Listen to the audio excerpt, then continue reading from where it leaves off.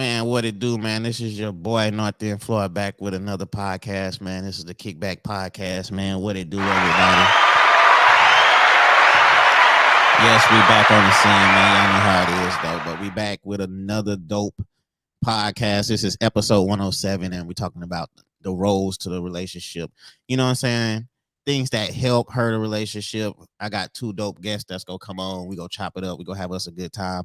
And yes, this is live because I know some of y'all been seeing some podcast shows I've been showing throughout the week, and they haven't been live. They've been pre-recorded, but I forgot to put it on there that was pre-recorded, and some of y'all was just trying to hit me up saying, "Hey, why you ain't responding?" Blah blah blah. But this is a live show, you know what I'm saying, with live guests, and we got some dope questions, you know what I'm saying, some topics that we're gonna discuss.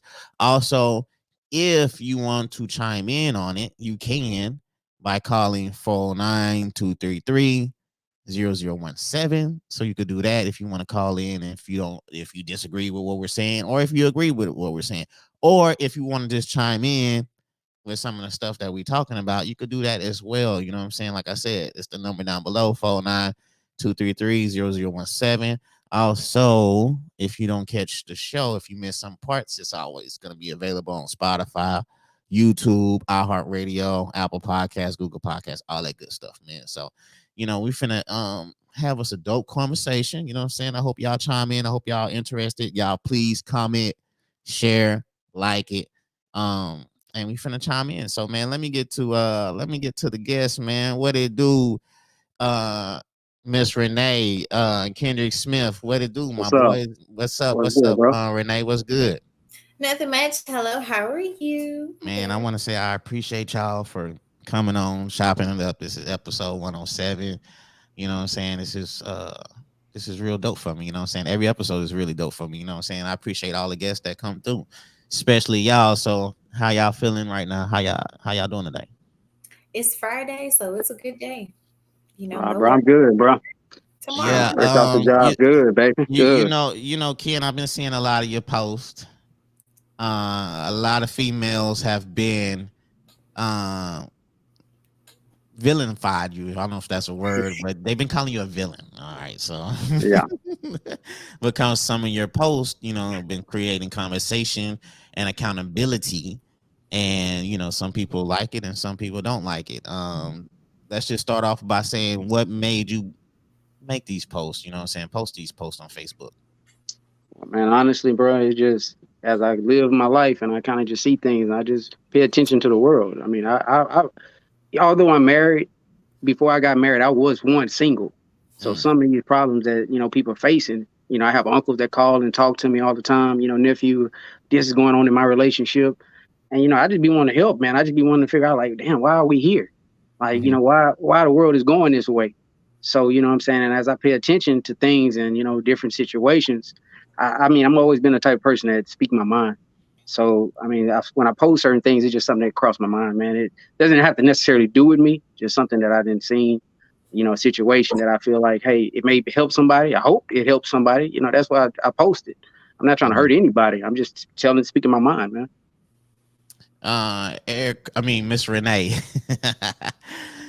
Miss Renee, how do you feel about I know you be seeing some of the stuff Kendrick post or So whatever. I always have to tell Kendrick, we go back way back. Like we got history. So some of the stuff he communicates, I know he means it from a good way. And I'm always saying, especially with today's society, when you're brainstorming through a thought, you need to try to make sure it's almost a process thought or Uh, communicate in a way to where it's something where you're thinking through it. Because the way when you communicate, like once it's out there, it's out there. You can't take it back. If you know what I'm saying? Like, because so Yeah. I know can't he posted so can something, not he's not huh? processing his thoughts. He can't just throwing it No, out there. some of his, yeah, some of his ones don't be processed because I be like, friend, like, Mm, I'm gonna need you to tell me what's going on, what you doing, and I'd be like, make sure you double check this, and I'm like, and then we have a conversation, and then we get to a common ground, and I'm just like, that was the thought or the way he was trying to convey his feelings or his views at that point. So it's like you. Unfortunately, in today's society, we can't just throw things out there that's raw. We got to actually kind of fine tune it, finesse it, get it right, and then even if it's not completely perfect, you at least have a almost a completely finished thought before you go. Because yeah, I mean, my boy Ken, not gonna get within the best light if you keep doing that. Okay. Okay. I was finna start off. Let's go ahead and get to some of these topics, some of these discussions that I posted that a lot of people that was intrigued and say, "Oh yeah, yeah, I'm feeling that." And I want to apologize because a certain person she wanted to come on the show or whatever, and I was gonna send the link, but I want to say I apologize. But you can call the number 49233 0017 to chime in. I didn't want it too cluttered up here and stuff like that with the guests, but if you're listening right now, you can call that number and we could chop it up and do that. So, but I want to start off with I know I told you I want to start off with the one question, Ken, but I'm gonna start off with that one second. Okay. Okay. First, I'm going to start off with really what we're talking about and, the roles. What are the roles that y'all think, what I'm saying, depends on what makes a healthy relationship. So, what I'm saying, as far as like a female, you, Renee, what role do you think like a female should play in having a healthy relationship? So to answer that question, I believe when it comes to healthy roles, first you need to know who you are individually and then who you're dating. And it's all about honestly a game of compromise. Like for me, I always joke like on my Instagram, I would joke I'm a single domesticated housewife because I'm not married yet. Like I can do everything like a house, I cook, clean, everything else like that. But it doesn't mean at the end of the day, like that's the perfect role. It's what fits between you and your partner. So he may be someone that's completely fine if his wife doesn't cook or she might not clean. It's a communication that you have to have with your partner, but you have to make sure in that role of the relationship you're communicating and you both are meeting each other on the same level. So because I said like Ken, I'm pretty sure he might want them barefoot and pregnant or something like that. Just joking, Oh, not wow. necessarily, not necessarily, not Wow. necessarily. But I know he has a more traditional mindset of the relationship, and me, I'm more progressive. Like when it comes to income in the house, so things like my partner has to understand. I have two businesses behind me. I also have a company I work for, which is like my dream job. Like I'm busy and I'm constantly active, and my partner has to be able to support that because I'm not going to be able to cook, you know, dinner every single day of the week. But also, I understand I'm not asking him to take on those roles. So it's almost like a meet in the middle, and you both have a understanding on what those roles are defined to be a healthy relationship. Mm. Ken, what do you think about that? What do you think the male? What do you think as far as a man plays, as far as to having a healthy relationship? What roles should he play as far as that? I mean, I'm gonna chime in too. Okay. For me, I feel like as a man, you're gonna probably have multiple roles, but what I'm saying, when you dating a woman, you got to kind of figure out what works best for you guys. If she's working and you working, you Mm. can't expect her to be cooking meals all the time. That's just not going. That don't make sense in these days. Yeah, for sure. So it's a give and take. Like if I'm off and she's working, then I'll cook. If I'm working and she's off, then she'll cook. It's a give and take. And you Hmm. just got to basically, what I'm saying, kind of figure out, work your way through it to navigate, hey, what works for us? Figuring out, what I'm saying, what works for other people may not work for you. So for me as a man, I feel like my role, the main role, you're going to be a provider. What I'm Yeah. saying? Yeah. That's my main role, is to be provide and take care of my family and to be a protector. So Hmm. those two, that never changes. Providing and protector, family oriented, that's always going to be at the top. Now, Yeah. all the other stuff, like the more you can do, the better. But Hmm. again, you don't want to put too much on your shoulders if y'all both working. You just want to be a balance. I want to balance each other off. That's just the way I look at it. Yeah, I always thought, what I'm saying, and seeing my dad and my mom, my dad was always a provider. He went out his way. Yeah. He sacrificed a lot of his social time to to go work out of town so we can have things and stuff like that. And I used to see my Hmm. dad go be out of town for like 2 weeks just so Right. we can have a good childhood growing up. So he did a lot of sacrificing. So providing and what I'm saying, protecting also is vital, what I'm saying, to having a healthy relationship. Because I think that I don't want to speak for you, Renee, but I think for a man, you want your female to be comfortable, to know that she has a man out there that's working hard, that's providing, and that's putting them first. You know what I'm saying? And that's what I seen from my dad. I seen him put us first, put my mom first before him. You know what I'm Yeah. saying? He'll he used to come straight from work and then go straight to baseball practice and coaches and stuff like that. Mm-hmm. He didn't really go hang out with his homeboys and all that at the time and stuff. He really was, you know what I'm saying, about us. And I think as far as having a healthy relationship, I think that female, to stop all those, the arguing and the bickering, she wants to see her man out there, trying to do the best that he can, not sitting around playing PlayStation all the time and, you know what I'm saying, have a little contractor. I'm not knocking it, but having a little job that they get laid off every now and then and just going through life as it is.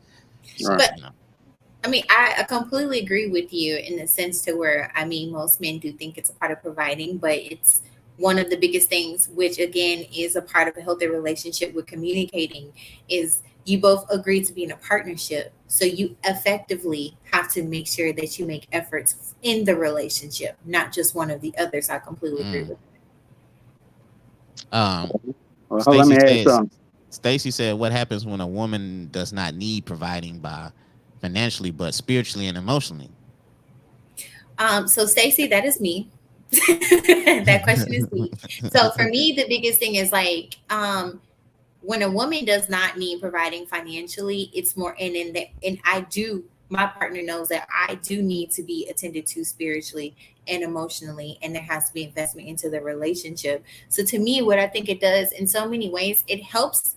I feel like, and y'all can let me know if I'm wrong with this, it helps the man to know, it kind of relieves a little bit of pressure, because even though you're the provider, she's not going to add that extra stress to you into being able to do things within the household, like it's a household. Because to me, like when I go to work, my money will be my husband's money. You know what I'm saying? Like it's what we do as a unit. It's not going to be just like because I go to work and da da da. Of course, we're gonna have discussions in case like if there's a difference in how financially responsible we are. That's different. But in this situation, essentially, I think that the partner and I do feel what happens often in the case, which is probably why I think I've been more single than in a relationship, is because I don't need that financial support. I feel like some men have to work harder because you're not stimulating me financially. You're stimulating me with things that don't cost. Yeah, true. I like that because you know what? Some men do think that they can buy their love with the finances, and they're stimulating them financially, but mentally, you know what I'm saying? I like that. Ken, what you got? I see you. I see you. Yeah, bro. I got this. This is a good one. Stacy, I appreciate that one, man. That's a good question right there. But what I feel like is most men, when they meet a woman that's financially stable, they kind of get intimidated or they back away from that challenge because they don't know. They like, well, damn, she don't need me. You know what I'm saying? Ain't nothing I can do for her. And then I understanding that, like I say, for myself, there's a lot of other things that you can do to make yourself valuable to that woman. It doesn't have to. I mean, you may make good money, but she may be on a totally different tier than you. So it's like, but you feel like because she's making 3 figures or whatever, and you only make 50,000, like she ain't gonna talk to you. But it's how you carry yourself. You have to have confidence in yourself, knowing that, hey, I know what I bring to the table as a man. Because there are certain things that still she may make those figures, but there's still certain things that she can't do. She don't want to go outside and cut her grass. She don't want to go outside and wash her car. She don't want to go outside and get her oil changed. So there are certain things that even if that woman makes that type of money, I'm gonna make myself feel valued to her. Like, hey, baby, I got you. I'm gonna go ahead and wash your car for you today. Hey, baby, I'm gonna go ahead and cut the grass. On top of the job. So if I have a $50,000 job, all that extra stuff that I'm doing, that just then boosted me up to the 90,000 because I'm doing all that on a daily basis. Yeah, true that. And I like what you said. One time you said like your wife, she hasn't pumped gas in like a long time and stuff like that or whatever. I think you said on a page like my girl ain't pumped gas in so long and stuff like that. And I think like as a man, those little things do add up, like you said. Those little things do add up, and I'm not gonna say a real female, but a female, she'll appreciate that. She'll appreciate the small things. No, I mean, say a real female. I'm gonna be honest because I'm like, you can go buy me Fendi and all that red bottoms at the end of the day, but that's not what, at least for me, that's not what's gonna have a long, sustainable relationship. It's a materialistic aspect. You want something that's deeper. You want a deeper connection with your partner. And for me, I mean, the day, I don't have to pump my gas anymore, that's going to be amazing because I hate going to the gas station. Okay? I hate it. It's like, I'm not. Y'all always I don't want to do it. I'm like, dang. Y'all Okay. always on E, and then when somebody say you don't eat, you be like, "Oh, I know my car. I know I how get my Oh, to a car." dog. quarter of a tank. I don't get to eat. I get to a quarter of a tank, and I'm like, oh dang, I gotta go do this real quick. Okay, like I Hey, can't. Boy, I tell you, or ain't that the you truth? trick your man or your husband like, oh babe, you can take my car. He get in the car like, God damn, she don't got no gas. I gotta go get gas and stuff like that. Like, oh, okay. Yeah, for sure. As far as the second question that we was gonna talk about, you know what I'm saying, which the main thing, not the main thing, but one of the questions was like define a wife. So I mean, we had this question. I mean, we was talking about this before we went on and stuff, and we were saying how we both can answer it and stuff. And um, Ken, you're married. I'm married, and Miss Renee, you're a domestic housewife. Single So housewife. I'm in a relationship, not married. domestic relations, single housewife. I got all the wife duties. I'm not married. It's and there's no fault to my partner. Not at all. Not at all. Okay, all right. So guys, hey, chill out. You know, I, you might I, I see was a Renee on domestic here. housewife long before I met him, so he probably You excited got that so he met. guys, you see Renee on here. Don't try to shoot your shot. Don't try to Um, come in the comments because I'm not gonna post the comments on there. But Renee, can you define the wife in your best abilities in today's age? so to me, ooh, so in today's society, it's so hard to say because everything is influenced by social media, unfortunately. Yeah, And the social media is things, crazy. and then social media, I said social media is kind of in so many aspects is sexualized because of the music we listen to, and Don't talk about that. TikTok and Instagram and things of that sort. And then and then I mean honestly, the short version of it is like a lady in the streets freaking the sheets kind of thing. I Mm, really do think about that, but it really, again, what defines a wife, because I feel a lot of the relationships that we see today are things that you don't take the time to actually get to know your partner. You're just quickly getting to it because y'all cute and y'all make posts that are cute and y'all like, okay, I'm mm, attracted to him. And then you're in the relationship and then you realize, like, I don't really like this person, but I'm married to him, and mm, things of that sort. So I Mm, think mm. today, what defines a wife is a genuine, truly authentic connection, because I don't think we do the work to actually make a genuine connection with that person. So to me, that's what I think a definition of a wife is. I mean, like, having to cook and clean and take care of the kids on stuff. Mind you, I'm not opposed to that, but I mm-hmm. know that's not the mindset, because where we are today and how my generation was raised, those were natural core values. That's not what's often taught in today's, because most of our kids today are being raised off of TikTok and Okay. Instagram. So to me, it's Shamanika Moses, she says she's cooked, she cleans, she takes care of home, can pick up her husband when he falls. I think yes, that's true too. But in today's age, a lot of women are working just as many hours as the husband. So, I mean, I seen a post, you know what I'm saying? Shout out to my homie. I forgot his name because I've been drinking and I've been having jello shots. But he made a post about if the man is providing um for the female, I think emotionally and all that type of stuff, that she should make him a sandwich 3 o'clock in the morning if he asks for it. And even though I understand what the post was, I don't think a typical man is gonna wake up 3 o'clock in the morning and say, "Hey, babe, go make me a sandwich." You know what I'm saying? I didn't like that part of it, but um, as far as like for a wife, what I what I'm saying, define as a wife, because I respect your answer. And this is not a opinionated show, but I just want to chime in on your answer. Is um I like comfort and peace, and like Shamanika says, somebody who can respect me and can pick me up, emotionally if I'm down. You know what I'm saying? Like, have my back on a lot of things, because to be honest with you, a lot of young guys need to understand, you hanging out with your homeboys, and I might go off a topic a little bit, but you're hanging out with your homies, and to be honest with you, your girl that you leaving by herself is gonna be the main person that's gonna have your back. You know what I'm saying? When it comes all fall down, your homies is not gonna be there for you. It's really gonna be your girlfriend that's gonna help you out if you're broke or if you need some assistance or if you need a ride and all that. So I know I steered off a little bit, but as far as a wife, I just want comfort, place of peace. peace. and somebody who's gonna respect me and have my back, and and motivate me when I'm down and stuff like that. Peace and comfort is a main thing. When I come home for work and it's just the family's there and it's just peaceful and it's a calm setting, that's everything for me. So, but what do you think, Ken? Man, for me, to define a wife, I think she's pretty much the ultimate teammate. I mean, I play Facts. sports, so to me, what I'm saying, I'm gonna try to make an analogy out of the sports. Mm. I mean, someone that's unselfish, that player that doesn't need Mm. all the praise, you know what I'm saying? Like, they don't Yeah. need to score 20 points a game and be like, this my Ooh, team.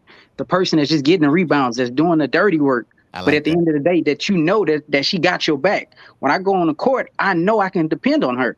So for me, a wife is just somebody that I know that I can put all my trust in and I can depend on. She could be that shoulder to lean on. She's a Uh, Draymond Green. Draymond Green, bro. Like she doesn't have to be that superstar. Yeah. She knows she my rock, and Yeah. she don't have to go out and tell the world that, hey, that's my man. I do this for him. She don't have to do that. So Hmm. the ultimate team player, the person that puts family first, my husband first, Mm. so that to me is what defines a wife to me. But in this age, I feel like, man, a lot of people just want to be that Kevin Durant. They want to go join the super team. Yeah. They want. They Yeah. don't want to stick it out. They don't want to, what I'm saying, fight for it. They Yeah. wanted the easy route. So that's in today's climate. I feel like, too many women, when it ain't how they want it, when they want it, they shooting the deuce to you. They saying, hey, Yeah. I'm out. You know what I'm saying? They're Yeah. not willing to grind with that man. You know what I'm saying? If he falls down, if he has a setback, I'm going to stay there with you. I'm going to ride it out with you. They're not doing that. I think that's true what you said, that somebody that's not selfish, that's the ultimate teammate, that if you fall, she's there to have your back Yeah. and keep with you. If you lose your job, she's not saying, "Oh, you don't Yeah. have no Yeah. job, I'm gone." You know what I'm saying? Yeah. She's there Yeah. with you and she's And let me helping you find a job or something like that. So, And let me also add this. I didn't add this. Someone that's going to be there, your biggest cheerleader, to motivate you, to pick you up. I yeah, mean, facts. because if a man falls down, bro, we so prideful, man. Mm. My thing is, I've been told this, that I'm prideful, but Mhm. it's not that I'm prideful in a bad way. It's prideful that I've always wanted to be that one to take care of my family. Like I didn't want to be that guy that have to ask somebody. I've always tried to figure it out myself. Yeah. So for me, be that woman that say, baby, you know what, you got this.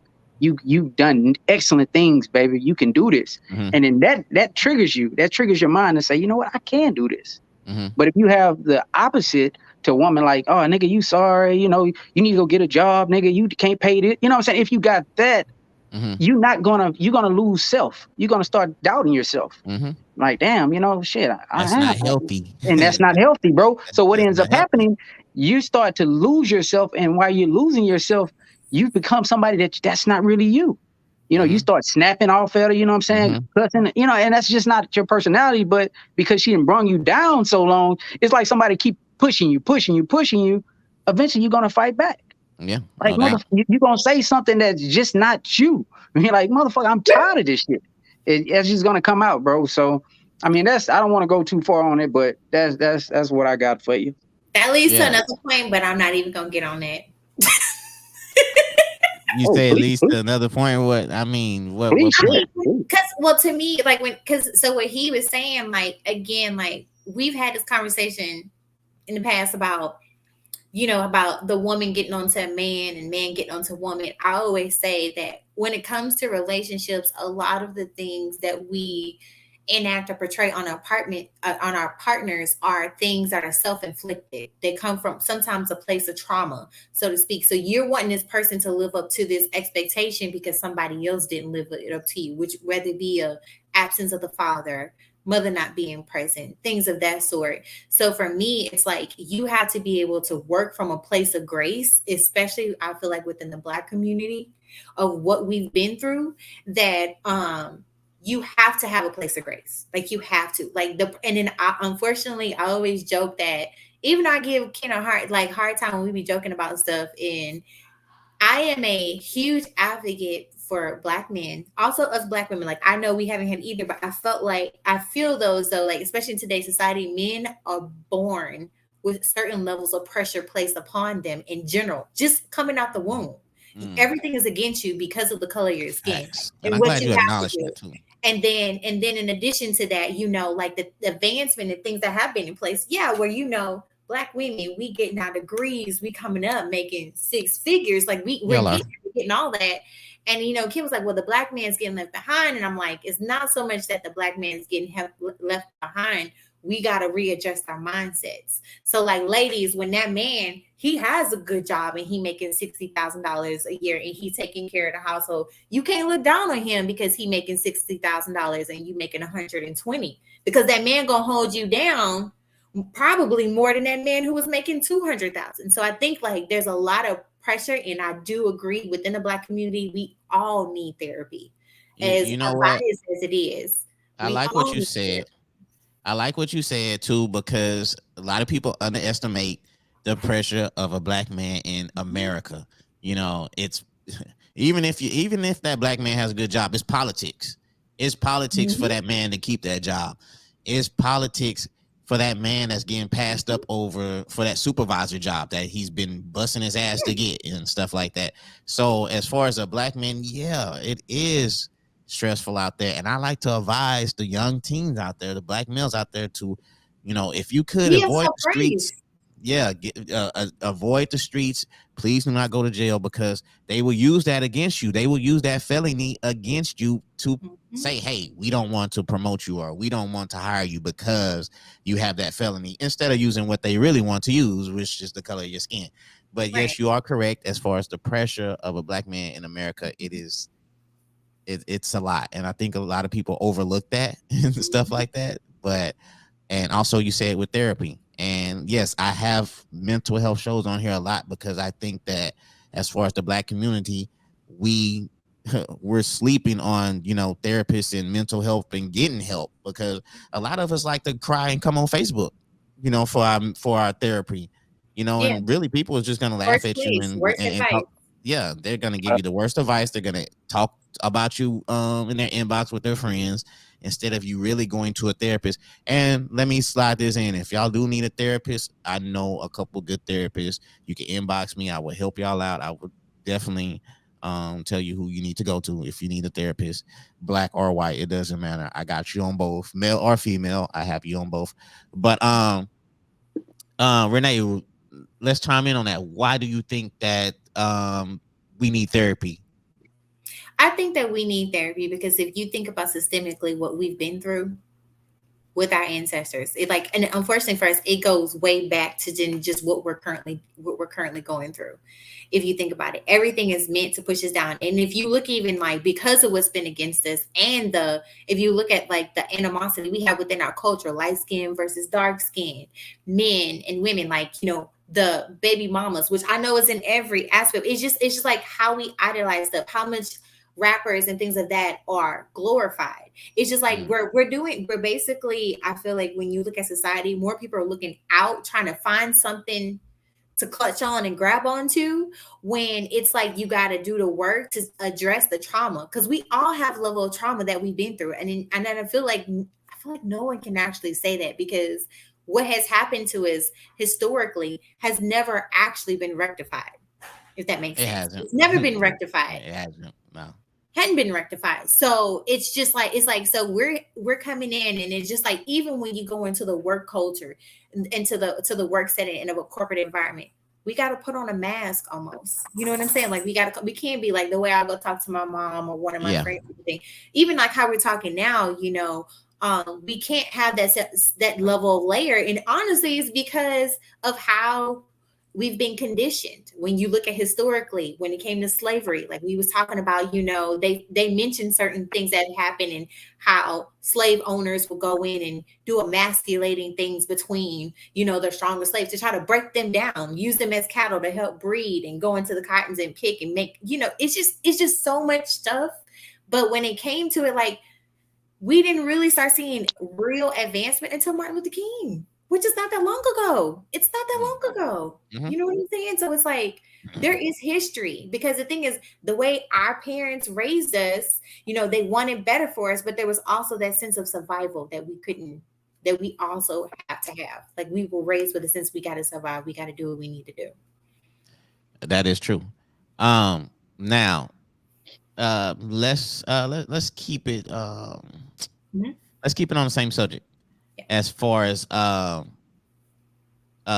like should expectations be established at the beginning of a relationship? Like, and I think that um I really want to start off with something before we lead to that, because I posted something about lust and love.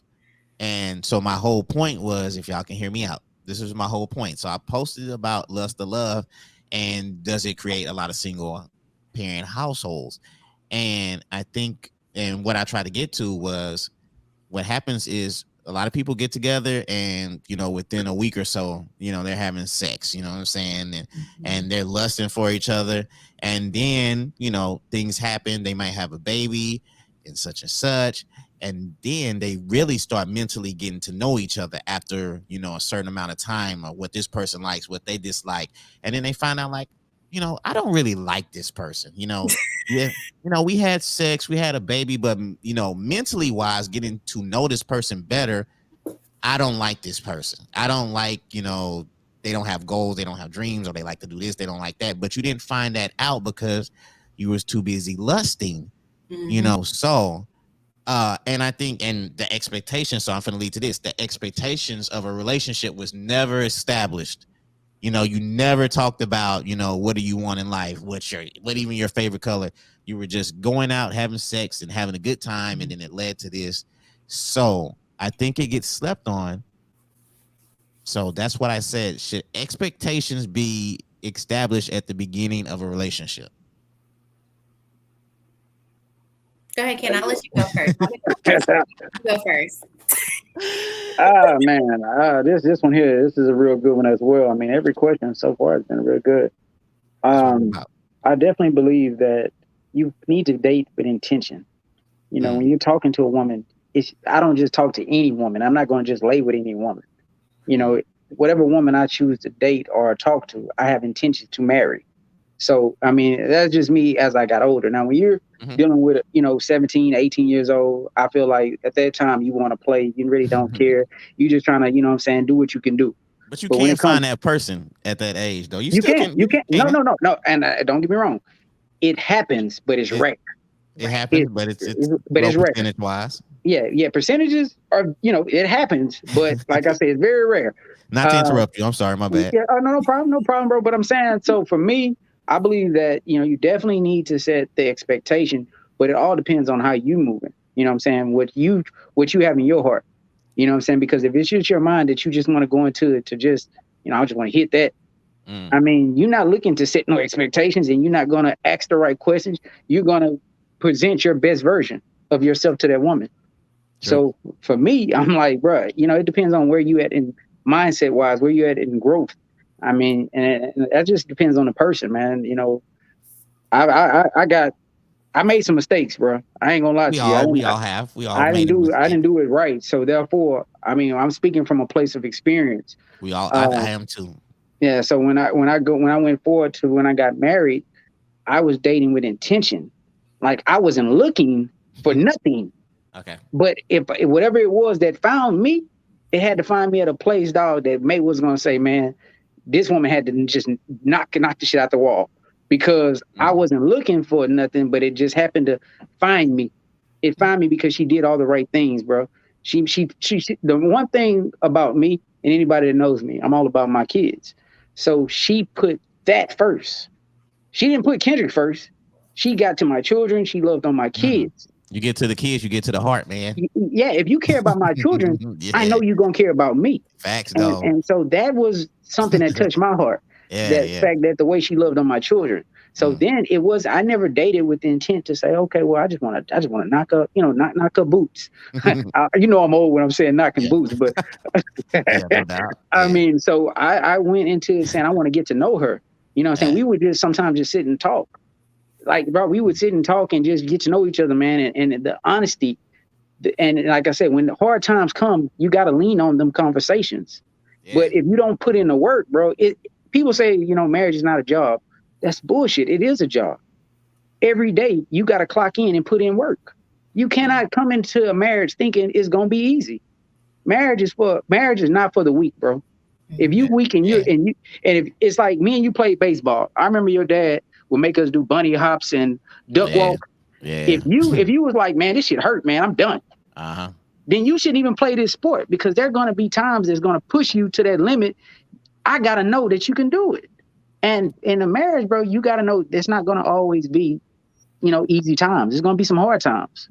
And Yeah, as long as I know you in with me, bro, we can make it. But if you just going to quit, then hey, I wave up my hands, bro. yeah. Some of these questions, I mean, these comments, I like what Shane said. He said lust can lead to an unhealthy relationship. Jess Doll said you have to be authentic with yourself on intentions.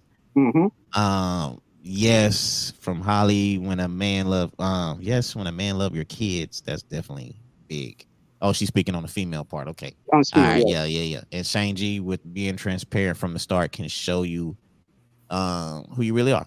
But yeah, I think and Ken, we was talking about as far as like, okay, so you're establishing whatever you want at the beginning of your relationship. Right. And we was also talking about how mentally you're learning that person, and really mentally, I mean, when you love somebody mentally, that lasts longer than physical, you know what I'm saying? Because you Oh get yeah, yeah, old. yeah, yeah. You You get are in your right, right, you right. get in your 40s, you get in your 50s, and she might not have that butt no more. She might not have those tits and the smooth skin you like. She didn't got older. So I Right. mean, mentally wise, that's why you see a lot of couples, I mean, our Mm-hmm. generation, I mean, older generation, they're together for 40 years, 30 years, you know what I'm saying? Because mentally, you know what I'm saying, that chemistry, they built that chemistry up, and that's what kept them together.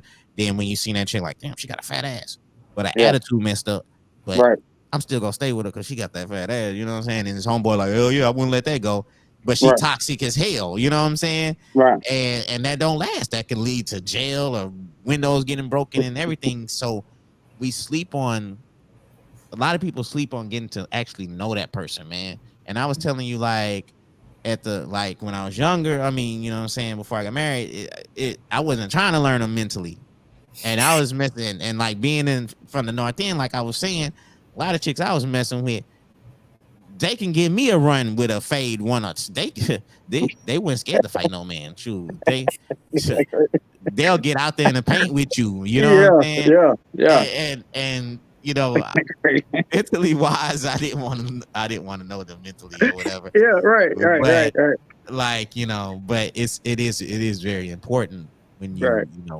you fall in love with that person mentally, and then the physical part is just whatever, because I Yeah. mean, you look past that, you know what I'm saying? You like that person for what they are, you know what I'm saying? Regardless if they got a fat ass or not, you know what I'm saying? You love them for what they are, because mentally, and you know what I'm saying, the personality is just gonna keep you there and stuff like that. So we definitely, a lot of people definitely, I think that lust is just so strong that they just overlook the mental part, and they be like, oh, she's so fine and all that and stuff. And I think, Bro, it's just killer, man. I got one for you, dog. I got one for you, bro. Okay. Like you're talking about that lust. I mean, to me, when we break this thing down, man, Mm, chemistry is so important. Like when I understand. I'm not, to me, sex is definitely important in any relationship, but the chemistry yeah. is what makes the sex. Like Mm, chemistry is what makes it love. Because I mean, you can take a woman that you have good chemistry with, and it can be awesome, but that lust gonna get you in trouble, because you get into that thing, and just because you wanted it so bad, it may yeah. not be what you thought it was gonna be, because you don't even know her. You don't know Yeah. shit about her, don't know how she moving. And once you really get that opportunity, then you like, man, what the fuck? You gonna lay a dud down, bro. You gonna lay a Yeah. dud down. Hey, And good. I want to look what were we talking about. So yeah, you talking about love. So love makes you put the time in. Love makes you sprinkle like the roses around the bed and the candles, Yeah, and the music. Now, yeah. Renee, Uh-huh.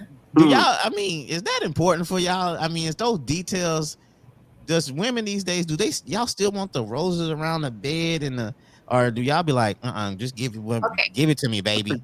So so the one thing my partner So, understands with me is that, like, it's not the lavish stuff. It's not the lavish stuff at all. It's the little things. thing, little Like, thing. Yeah, Mm, if you know what type of coffee I like, so like to me, like, because to me, especially when it comes to like, things within the bedroom, yeah, we all going in there for, pleasure. pleasure. Yes. Yeah. And so for me, it's like, you know, one thing about like connection, like you said, Clint, to me, connecting is not a sexual, to me, it's not just a sexual thing, not just a sexual thing. So to me, for me to connect my partner, there is nothing more sexier that turns me on. That like if my man want to do something and he don't want me to get no pushback, we mentally have to be connected.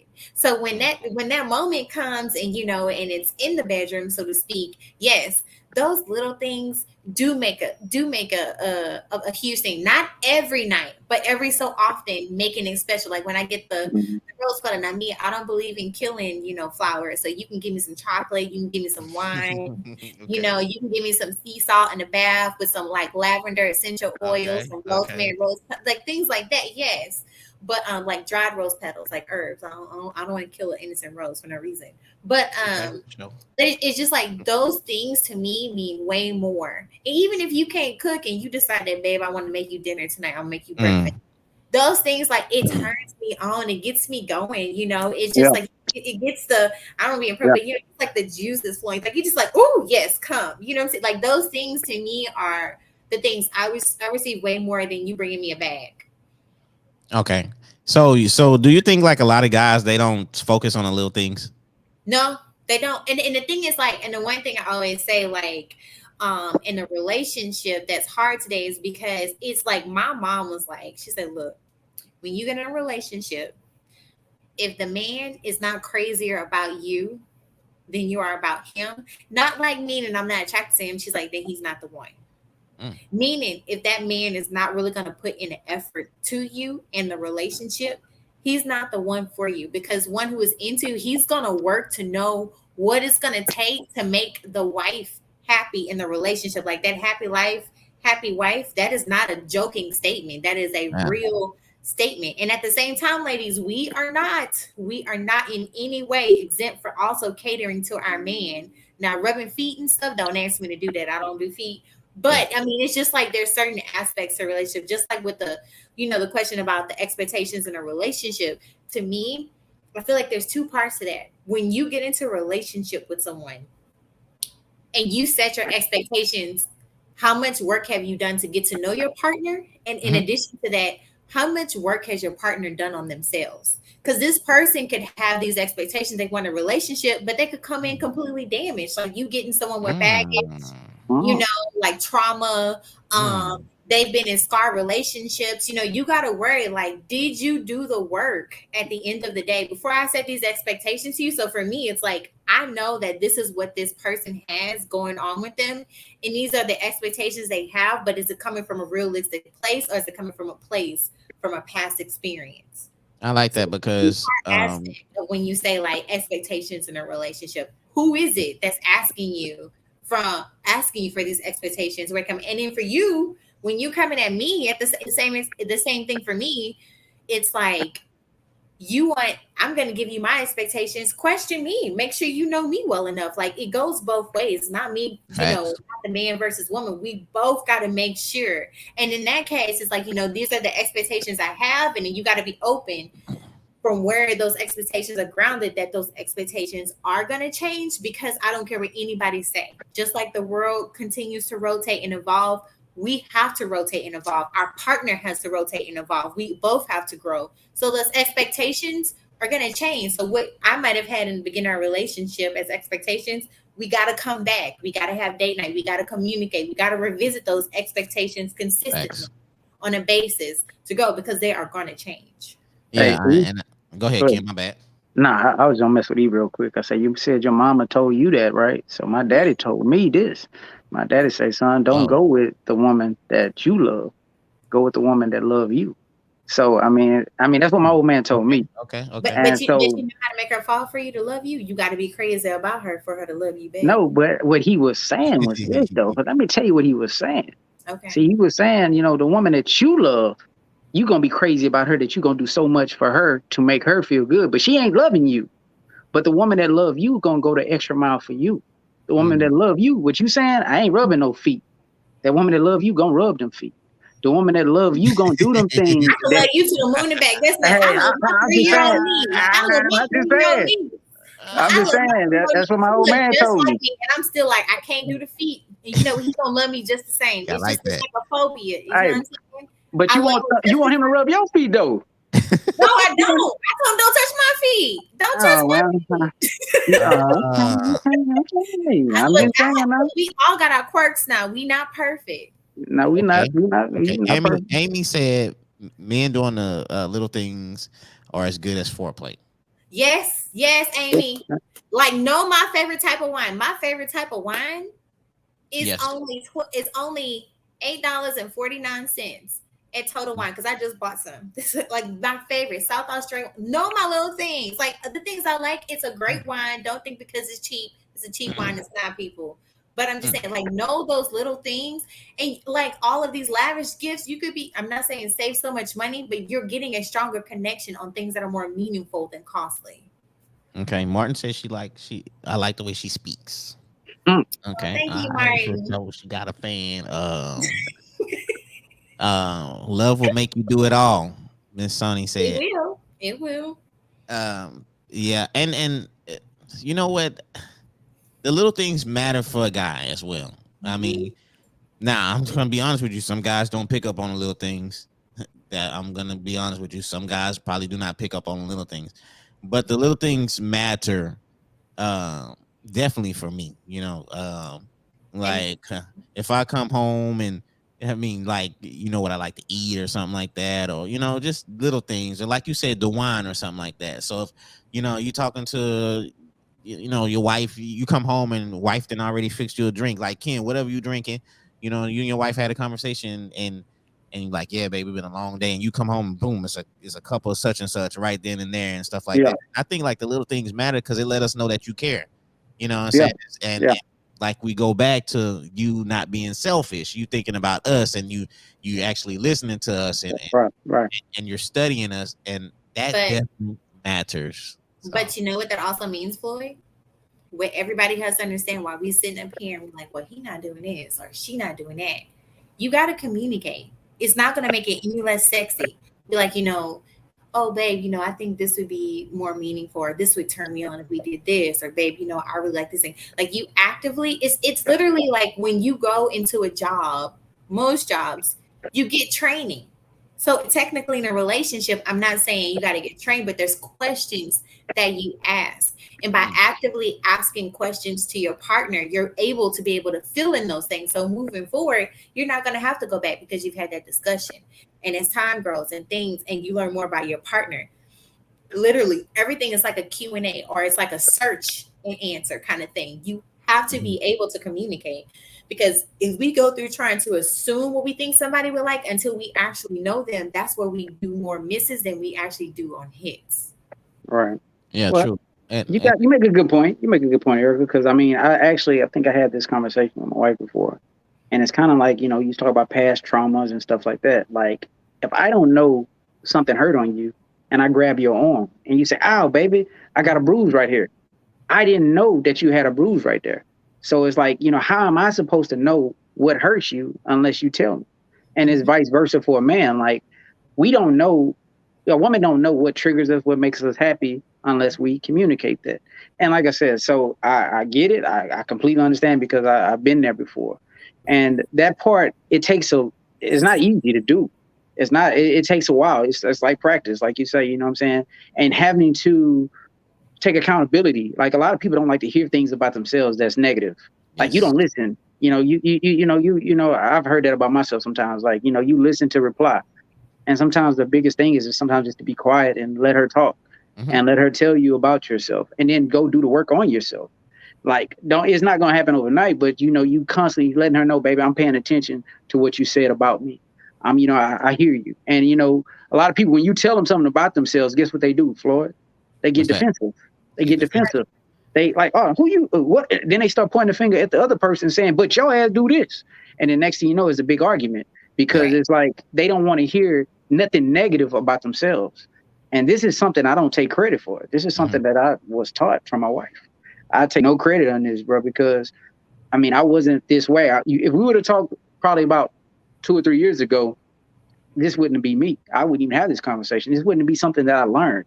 Yeah, Because I didn't know, you know what I'm saying? But because she told me this, she's like, Kendrick, when I tell you something about yourself, you get defensive. Mm-hmm. And I had to adjust that to say, you know what, when you tell me something that's not a pleasing to me, let me not go into defense mode, but let me go, listen to understand and how can I fix it. You And know I what I'm And, think, saying? and I think and to that go ahead, And Renee. I was going to say, and to piggyback off of that, what I think people don't think of is because we are so second nature and we can be so reactionary. How we communicate to our partner is to our success and our demise at the end of the day.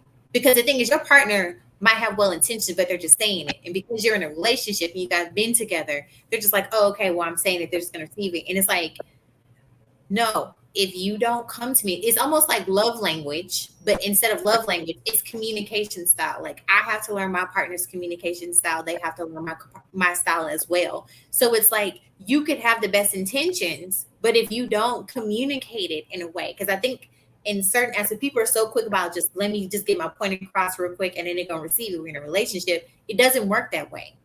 It's Yeah. just like how if you and it's kind of say like in the workplace, if you come in a very blunt, forced manner in the workplace, sometimes it's not received well. And the thing is, for me, I'm like, you have to think of your relationship as like something that is extremely precious and fragile. Mm-hmm. How you communicate is just like a newborn baby. And you're wanting that baby to grow, and you're wanting it to, you're wanting it to thrive basically. So you're not going to sit there and you're not going to attack that baby. You're not going to say mean things to that baby. You're going to want to nurture. You're going to want to see it grow. It's the same aspect in a relationship. So if you can't come to if you can't communicate to your partner in that same manner, you're going to hit more roadblocks than you're going to hit success. And I want to say, as far as like what Ken said, as far as being like 2-3 years ago, he wouldn't have, he wouldn't have like grabbed that concept or whatever. And I think when you get with somebody and they help you grow, that's very important because, to be honest with you, a female can help you grow tremendously. You know what I'm saying? I remember at one point in my life, I wasn't thinking how I was thinking now, and like my wife helped me go through stages. Just the growth has been incredible. If I was a single guy, I wouldn't have been, my mindset would be totally different. It would probably Right. still be immature, to be honest with you. But being with her, she helped me grow, you know what I'm saying, mentally wise and stuff like that. Sometimes it can be a little annoying because like what Ken says, the accountability when they tell you about something, you know what I'm saying, that kind of uh my bad. But when they tell you about something, you can get a little mad about something, Yeah. Yeah. but Yeah. it's for good intentions. But I mean, you really want somebody that's gonna help you grow mentally wise, you know what I'm saying? That's gonna want the best for you.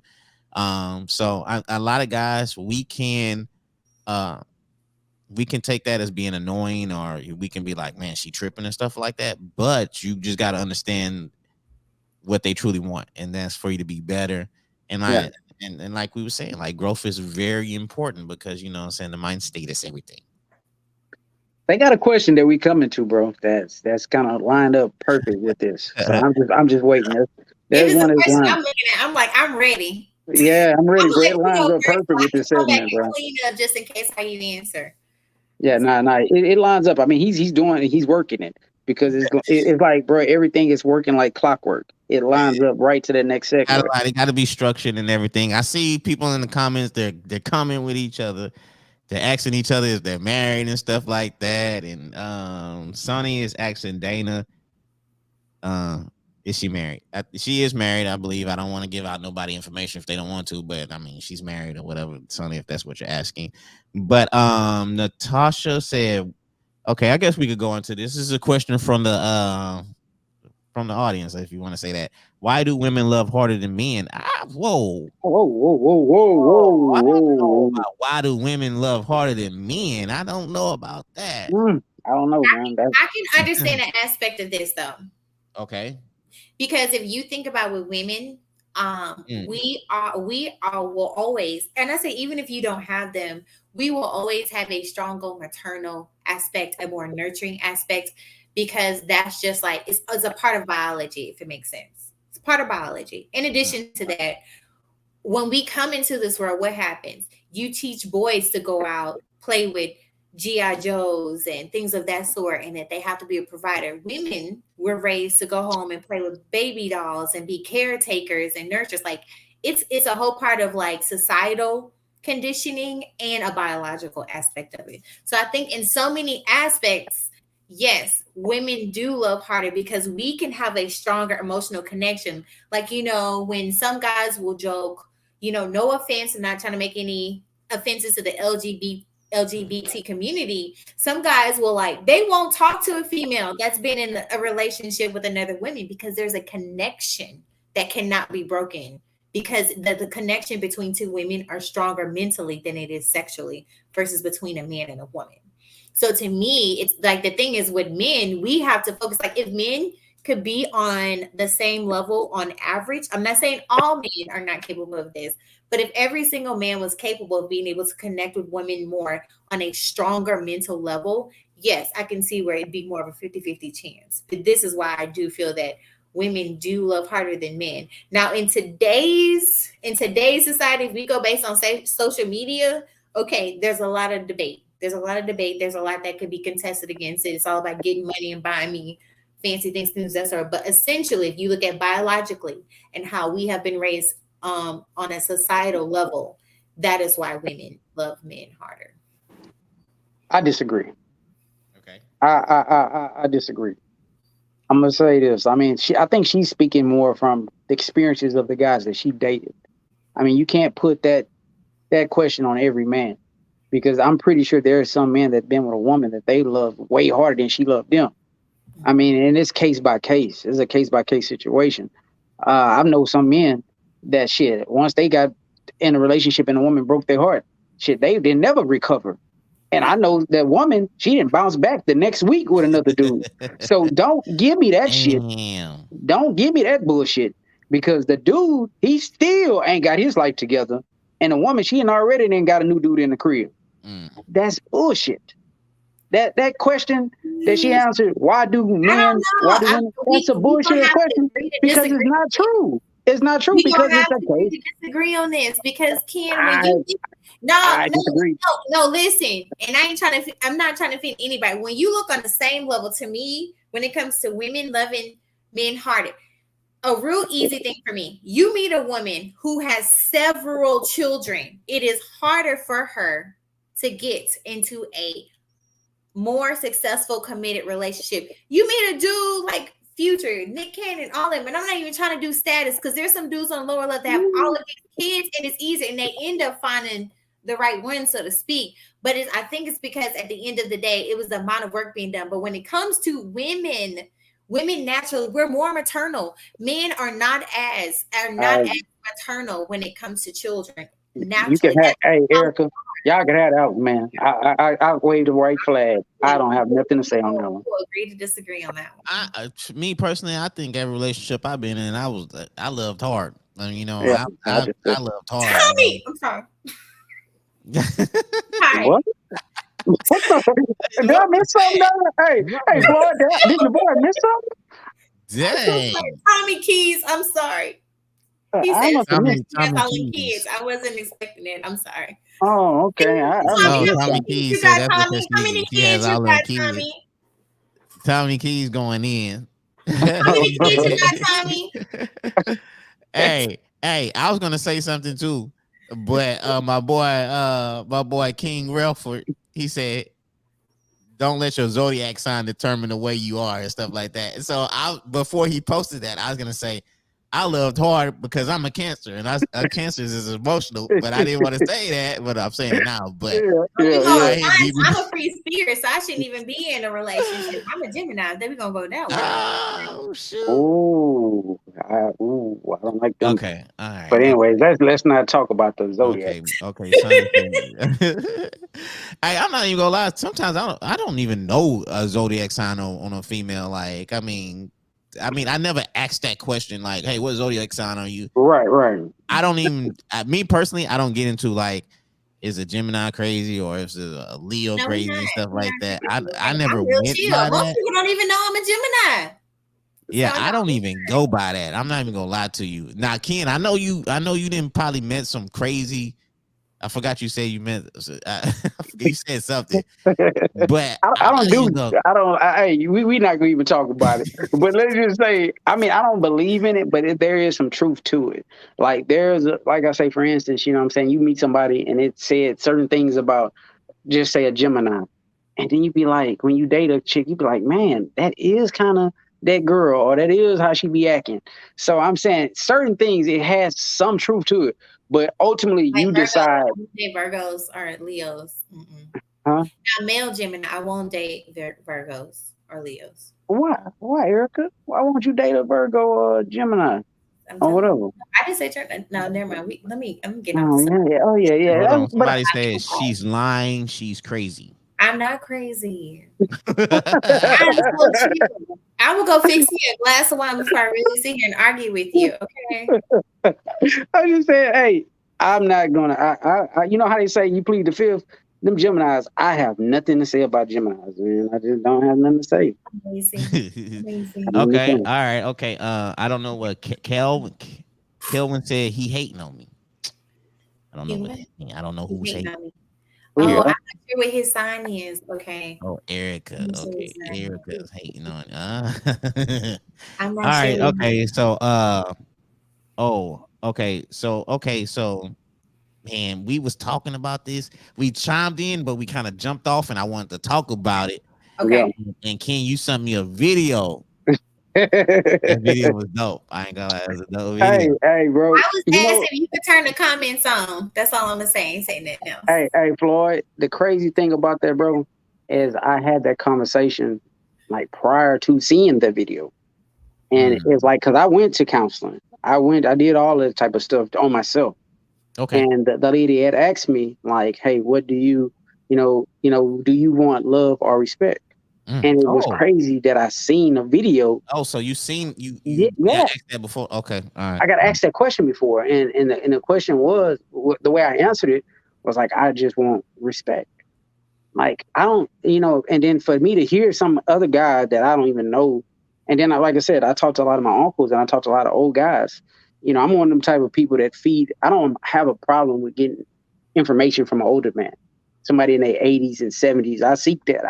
I Yeah. love it. As a matter of fact, I think that's probably a gap in the generation too. But I will talk about that. Is they don't like to take information from an older person. I love getting that. I love that. I I love love it, that, bro. man. I agree I, with that. I I love for an older man to give something to a younger man and say, hey, and then the guy be like, man, you got a good head on your shoulders, young man, but let me give you something to boost you up a little bit. But anyways, getting back to the question, um, the respect thing, because I say, like, say for instance, bro, you my homeboy, right? Mhm. For me, because I got love for you, I would never disrespect you. Like if I felt like I disrespect you, first thing I'm gonna say, bro, my bad, bro. I didn't mean that. So therefore, I gotta respect you to have love for you. And if I don't love you, I'm not gonna respect you. So if I have that same feeling for my partner, what you think I'm gonna have for my wife? I want the respect. If you don't Facts. respect me, if you start yelling at me and it doesn't always have to be in a tone, it doesn't have to be, verbally. It could be anything. But if you don't respect me, I'm gonna feel a certain way. I'm gonna feel like you don't love me. Yeah, and then what Tommy Key said, a man's love language is respect, and I think respect is everything.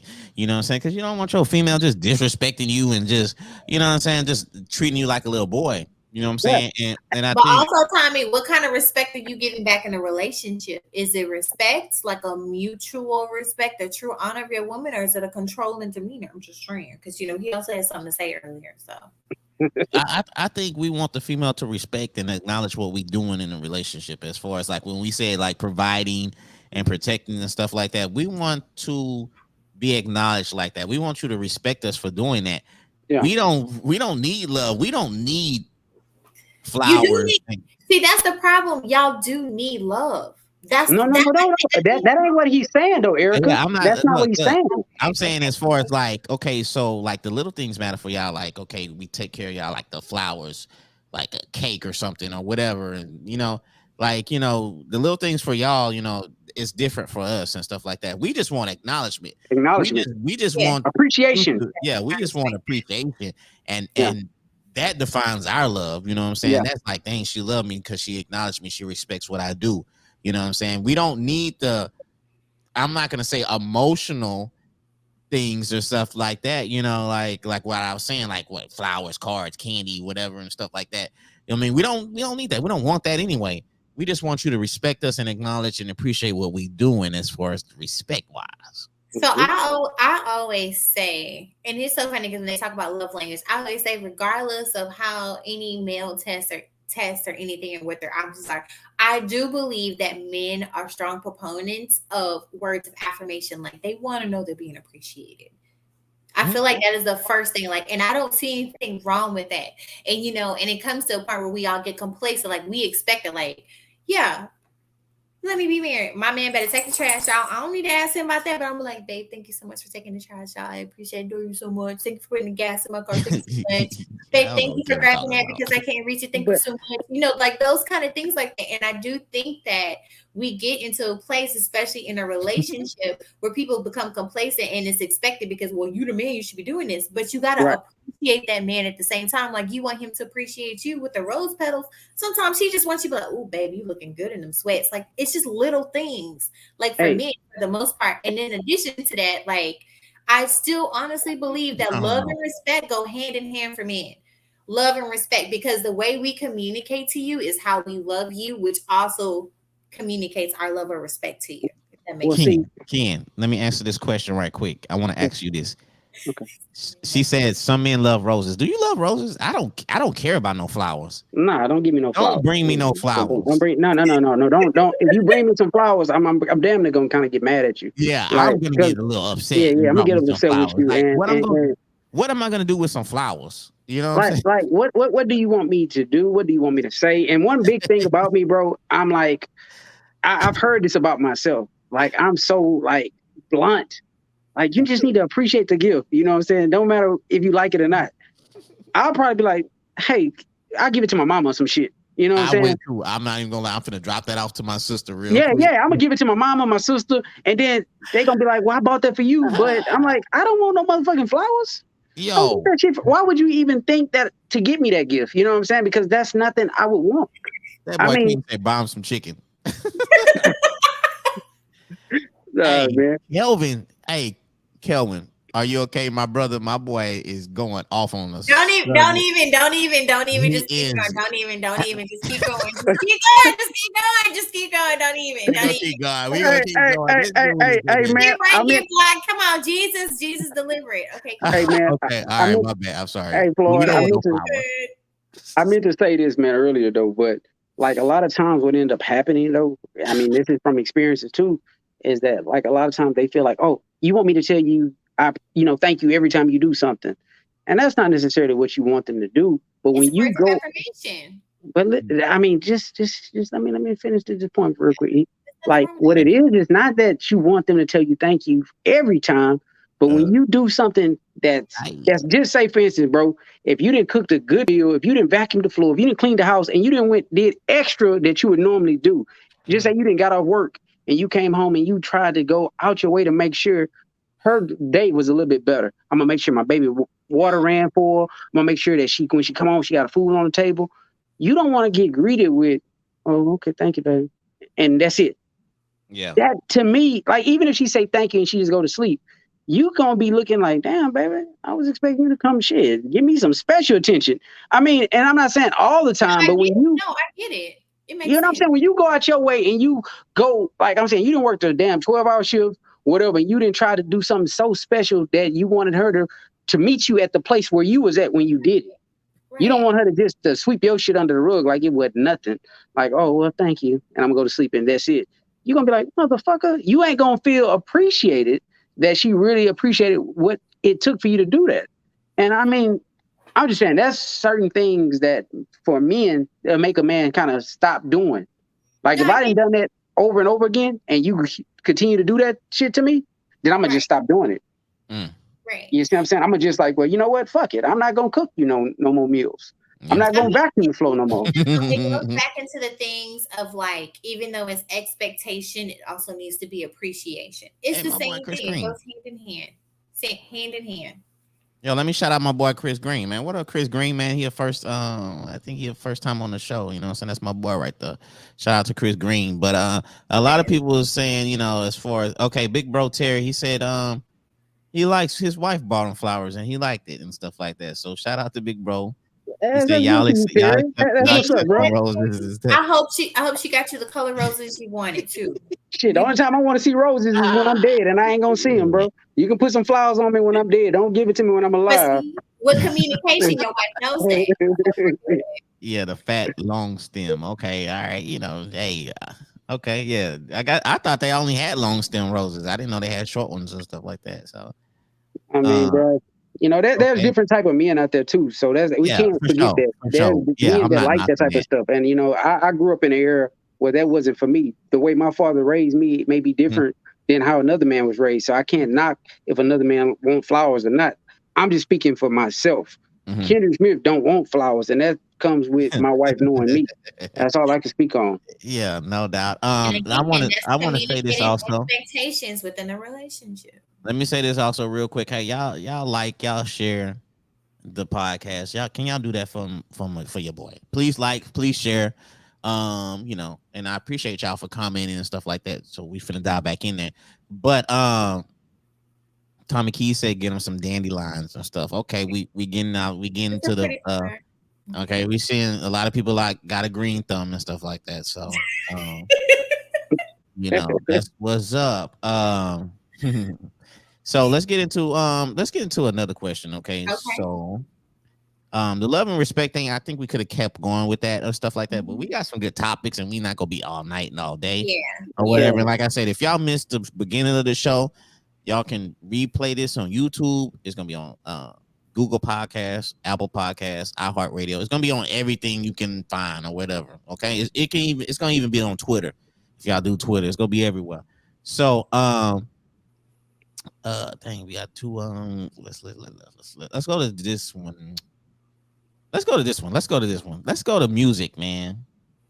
Let's go. Is music destroying black love? And let me start off with this. Our parents grew up on like, you know, Marvin Gaye and all those type of singers. It wasn't rap music. It was mostly singing groups, and they was singing about their woman, about how they love their woman. And, you know, a lot of relationships, you know, that generation, the relationships, they was getting married. They was, you know, they was still married to this day. Do you think the mindset, do you think the music nowadays, I'm talking about men, rappers, women and men, do you think the music nowadays is destroying the black love out there? What do y'all think about I'm that? letting you go first. Go first, Kim. I got what I gotta say. Go ahead. You go Oh, first. you gonna let me go first, huh? Okay. I'm gonna let you go Well, first. my honest This opinion to jello this shot is is incredible. I'm sorry. This jello shot is yes, Lord. crazy. My honest opinion to this question is yes. I do believe music is destroying the black love because of like it's a lot of garbage out there. I mean, it's I mean, and what they're promoting is filth. I mean, I've never. I mean, I was probably about 20, 27, 28 when I started hearing some of this new music talking about eating a girl butt and all that kind of stuff. Mhm. I mean, so like since then the narrative have changed now. So now this is the normal for the younger generation to talk this nasty like I'm saying, like some of this stuff used to be something you done behind closed doors that you didn't sing about. Yeah, facts. You sung about love, you sung about keeping your family together. Like you didn't sing about doing this nasty stuff. And Mm. like I said, I'm not saying that you can't be that way, but it's not something that you need to put on the music on the waves of children. Like there's little kids 10, 11, 12 listening to Cardi B. She, you know, is talking about giving head and all that kind of stuff. So therefore, I mean, I'm like, is this is what we promoting? We're promoting sex. We're not promoting love. We're promoting, you know, Yeah. women to sell their bodies. We're promoting women to feel like they can just do whatever they want to do to a man and not love on him. But yet these women that's saying this have men that they're loving on.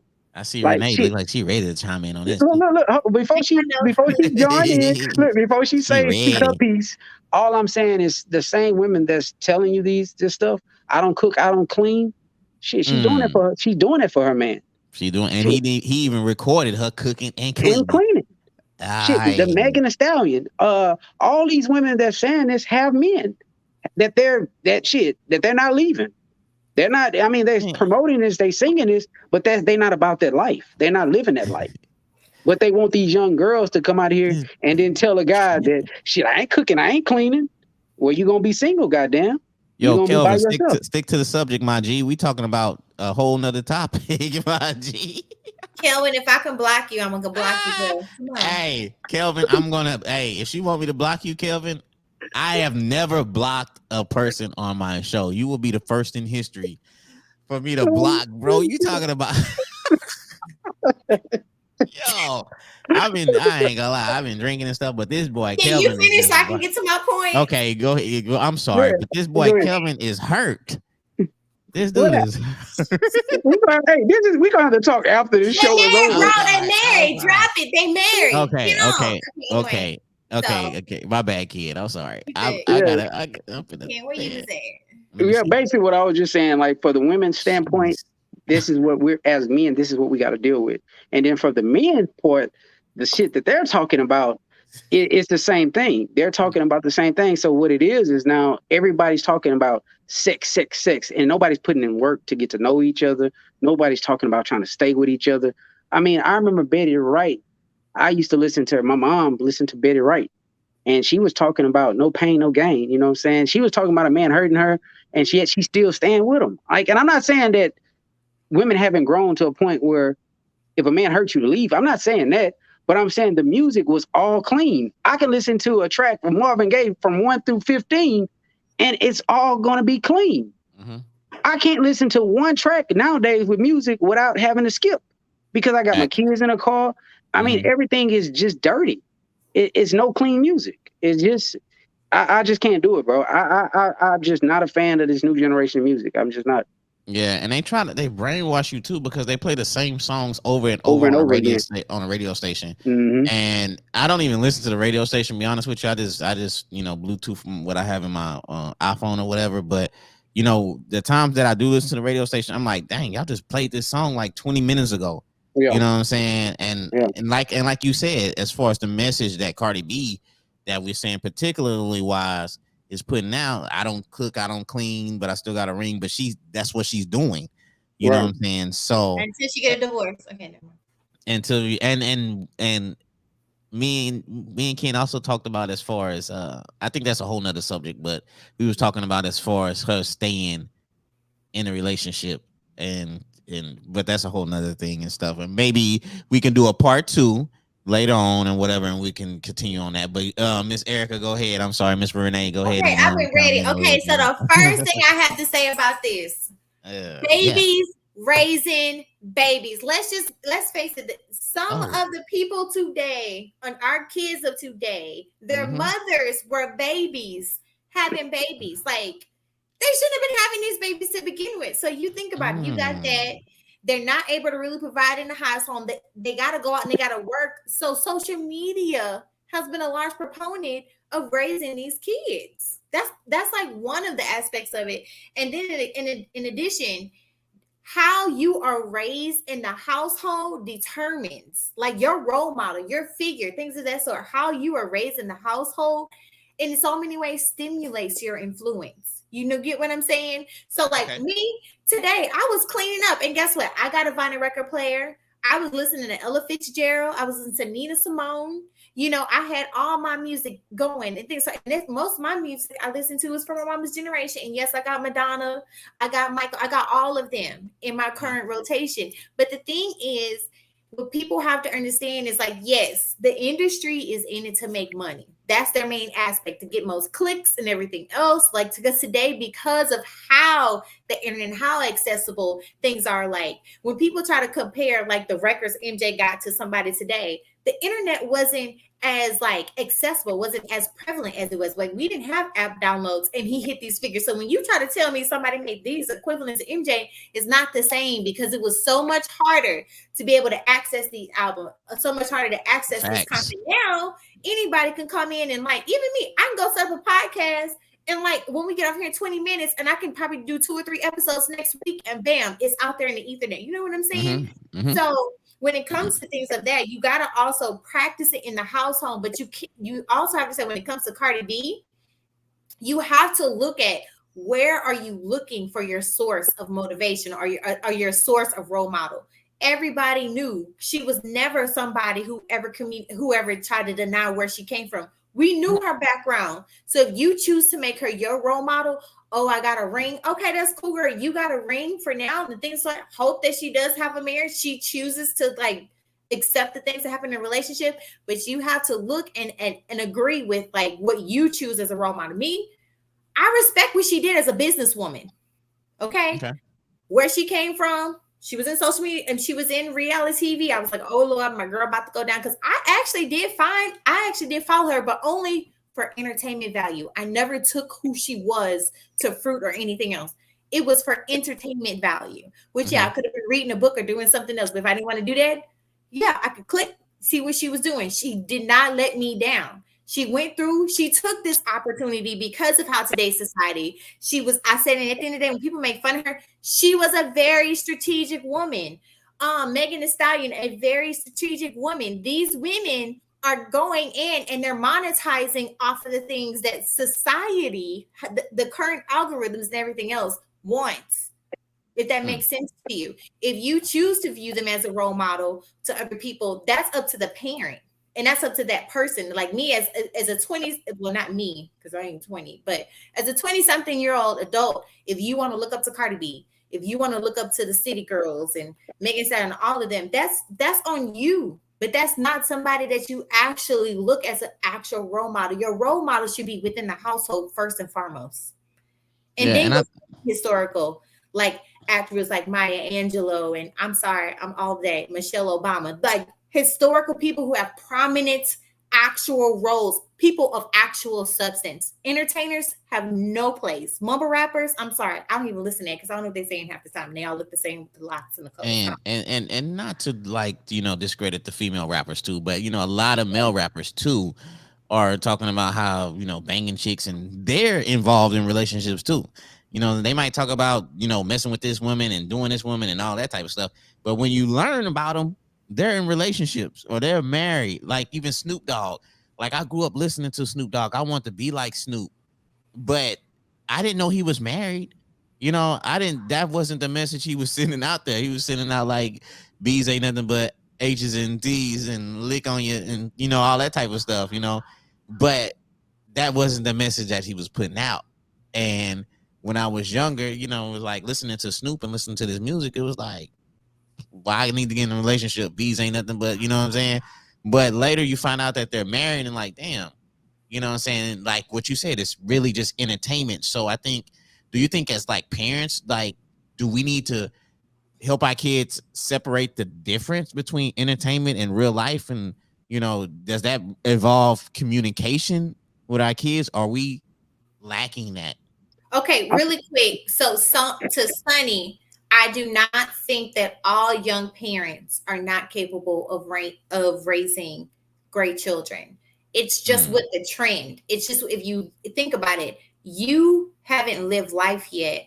Not you specifically, but most young parents, like the Sweet 16 TV show, irritates me. You haven't even lived life, gone through experience yet to bring a child into this world to actually be able to raise. And then when you look, their parents didn't even equip them with the necessary tools to be an effective parents to make sure. And then yes, some of them end up getting it and they end up learning it, but sometimes it's too late because you've already started this initial impact on the kid. But what was your question again? I'm so sorry. What was your question again? Parents, are we not communicating with our kids to help to help separate the difference between entertainment and real life with these celebrities? Because our kids, girls and boys, are growing up listening to these lyrics and they're not separating it from real life. So to me, unfortunately, in today's society, I do think that parents are doing the best that they can, but because they're at work and then like their kids have devices, they can't monitor everything that their kid is doing. So they don't know every aspect. If they know about it, I feel like most parents are going to be a part of the process, communicating, educating and trying to do course correction, so to speak. But unfortunately, because of the parents being in the household, I feel like they're not able to catch. And because of social media and how technology is at your hands now, they can't get every aspect of everything that their child catches. Like me, My kids ain't having no social media. They want a cell phone. They not having a cell phone until maybe after 16. So they get like mom raised me with kids is the same way I'm gonna do with mine. Because it's just because technology and the way it is, there is no real regulation, no real censorship according to age group. So for me, it's just like I'm gonna have to be proactive in making sure that my children, when the time comes, are positively influence as much as they can, and I'm there to correct any negative influence that come. And some parents just can't do it, and it's no fault of their own. It's just True. that social media is easily more available to them than Oh the man, it's parents. powerful. It's You know what I'm powerful. saying? All right. So Well, I will kind of add to what you say. I'll piggyback on what you said. I believe that as a father that has, 5 kids, 6 kids, I mean, we're not doing a good enough job. A lot of us want to be our kids' friend. We want to, we want to party, we want to TikTok, we want to, what I'm saying, we want to be on their level. And instead of like when I grew up, I mean, I feared my parents. I feared my father. I mean, so what he told me, shit, it was his way or no way. Mhm. So as I got older, like say for instance, like I said, when I remember myself listening to Tupac, he told me, "Man, what are you doing listening to this garbage?" Straight up, Tupac was one of my. I would be listening in the car, and like we'll be no, in the I truck, don't like really think he a bad artist. I'm no, sorry. well just listen, listen. I mean, he may wasn't a bad artist, but my Yeah. dad would come from an era where that shit wasn't happening. Mhm. Rapping about, what I'm saying, I get around, hit him up. He was Mhm. Tupac. I mean, he's one of my favorite rappers. But my dad come from an era where it wasn't rap. It was R&B. Mhm. So, you know what I'm saying? So here it is as a father now, I try to tell my son the difference of clean music than garbage. Like everything out there right now that I hear is It's garbage. garbage. It's garbage. It's a I lot of tell my garbage. son, hey son, if you're gonna listen to something that has a good message. It's like Listen, 85% garbage out there. 85. I mean, there's a few artists that I can talk about It's that too few made artists that's good. that's good.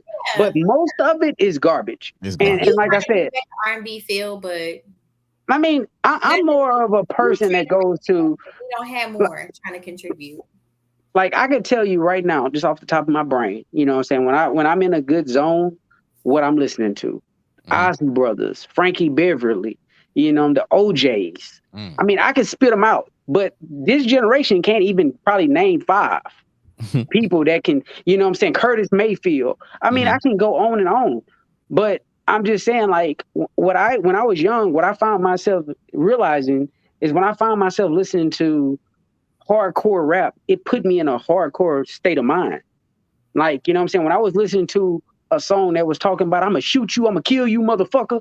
Mhm. Half the time I was going to fight or something. Yeah. Half the time I was going to do something I had no business doing. But Facts. but when I was listening to, the Earth, Wind and Fire or some shit like that, I was at ease. My mind was at peace. Mhm. I was going probably, you know what I'm saying, cut a corner and go see a female or something. Mhm. You know what I'm Yeah. saying? I wasn't about to go get in no trouble. And so Notice how not to interrupt you. Notice how when we go chill with a female, we throwing on some R&B or some yeah, Jodeci or some yeah, Shy or something like that. You're right. not throwing on no like we say Snoop or no Too Short. Yeah. Yeah. But So hey, these dudes these days, they probably got little Uzi, little Vert, you know what I'm saying? They gonna go to their female house uh, want to kill her ass. You know what I'm saying? They not going over there to want to some love on her. They yeah. going over there to want to kill her ass. That's Mhm. why I'm saying like it plays tricks on your mind. It puts you in a state of mind to where you want to do something bad versus doing something good. And Erica, kind of talk about what you said. Now, so far as the parents, what I feel like we need to do, I've done this. I went through my son's phone. I've checked this shit. Let me see what a normal conversation look like with one of your homeboys, one of your young lady friends. Let me see what you're talking about. Mhm. And when I seen something in there that I didn't like, I had a conversation. Hey man, we don't talk like that, man. I'm not your friend. Yeah. Yeah. We're not homeboys. I'm Yeah. gonna always be your dad. You Like know what I'm And saying? Thomas said, socially programming. I feel that. Yeah, I'm and not. then We this never gonna be on the same level. I can't be on the same level as my kids. and then this is not because I feel like if younger generations got this, because they got the time to go back. Like when you look at like LL Yeah, Cool J and like Dougie Fresh and Easy E and like all these other past groups, yes, there were very suggestive lyrics. Like I get it. But the thing is, it was like the taste in which it was done. Now it's just there's no discretion. It's just all out there. You get what I'm saying? So it's like, well, back then, if you look like this, it's kind of like when we watch the cartoons, because these cartoons from today, I don't know what is going on. But it's just like back then, I was like, dang, I was watching this and it was like implied stuff. Like we didn't catch it because our minds was so innocent. Now there's no sense of censorship or implied for us not to be able to miss it for these younger kids. And we just getting hit dead with it. Like there's no barriers, no buffers. All right. So, last question, Okay. last question tonight, because I mean, we could go all night or whatever. This has been a very informative, very dope podcast. I'm not gonna lie. The conversation has been great. Also, like I said, please like, please share if you missed it, whatever, I like that. I gotta say that. But I mean, we kind of chimed in on this. And it's like, do we need to change the mindset when it comes to relationships? Because as far as blacks and African Americans, I mean, like single parent households, divorce rates, everything is up, is skyrocketing. It's do we need to, I mean, what's going on? What are we doing wrong? Like what do we need to do to correct these things, I mean, and also, as far as the black woman that's least likely to get married, I mean, what the heck is going on with the black community nowadays, man? Ken, you want to go first? Or me go first? Which one? You go first. I went first Okay, last so time. what I'll I'm let you gonna go. say with today's society, and can you even hold a whole point on it? I'm sorry, y'all. Let me slow down. I'm talking real fast. Was that our society, because of how everything is with Amazon and social media, we're used to instant gratification. Nobody wants to put in the work. Nobody wants to put in the work. Nobody wants to do it.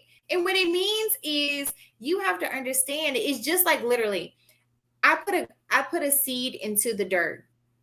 It's not going to be a tree, or it's not going to be whatever I need it to be the next day. You have to love, you have to nurture it, you have to like grow that it. analogy. And our society is not like that anymore. It's all about what can I do with the quickest turnaround to get me what I need. And you're not going to have a long-term sustainable relationship with that mindset. So it's like if you don't do that work, it's not going to happen, So to me, it's just like, ugh, you want to go and you want to critique this person and what they are. And the thing is, like, at the end of the day, and I always tell, when you get into a relationship, and you have to say an aspect of relationships, there are going to be things about your partner that is going to drive you crazy until the day you go into your deathbed, or they go to the deathbed before you. And you look at him and I loved you, but Negro, you got on my nerves when you did this. It's going to be there. But it's about a love and give compromise. You can't have a perfect relationship. It doesn't exist. If you're looking at the Kardashians, which is a horrible example, it doesn't exist. If you're looking at people's posts on social media, they're only showing you an aspect of their lifestyle. You don't know their actual day-to-day struggles. You only see what they're actually allowing you to see. So to me, when it comes to something like this, it's like instant gratification, I feel like, is the downfall right now of today's relationships. Ken, before you say something, I want to thank you, my brother. You introduced me to this young lady, Miss Renee. She then came on the show. She been spitting fire heat. I'm a fan.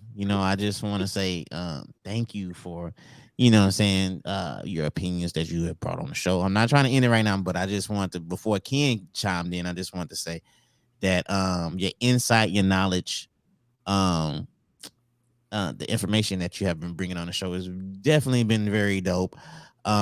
Miss Sunny said definitely need a part 2. So, get with y'all when the schedules is available. We can chime in and do the part 2.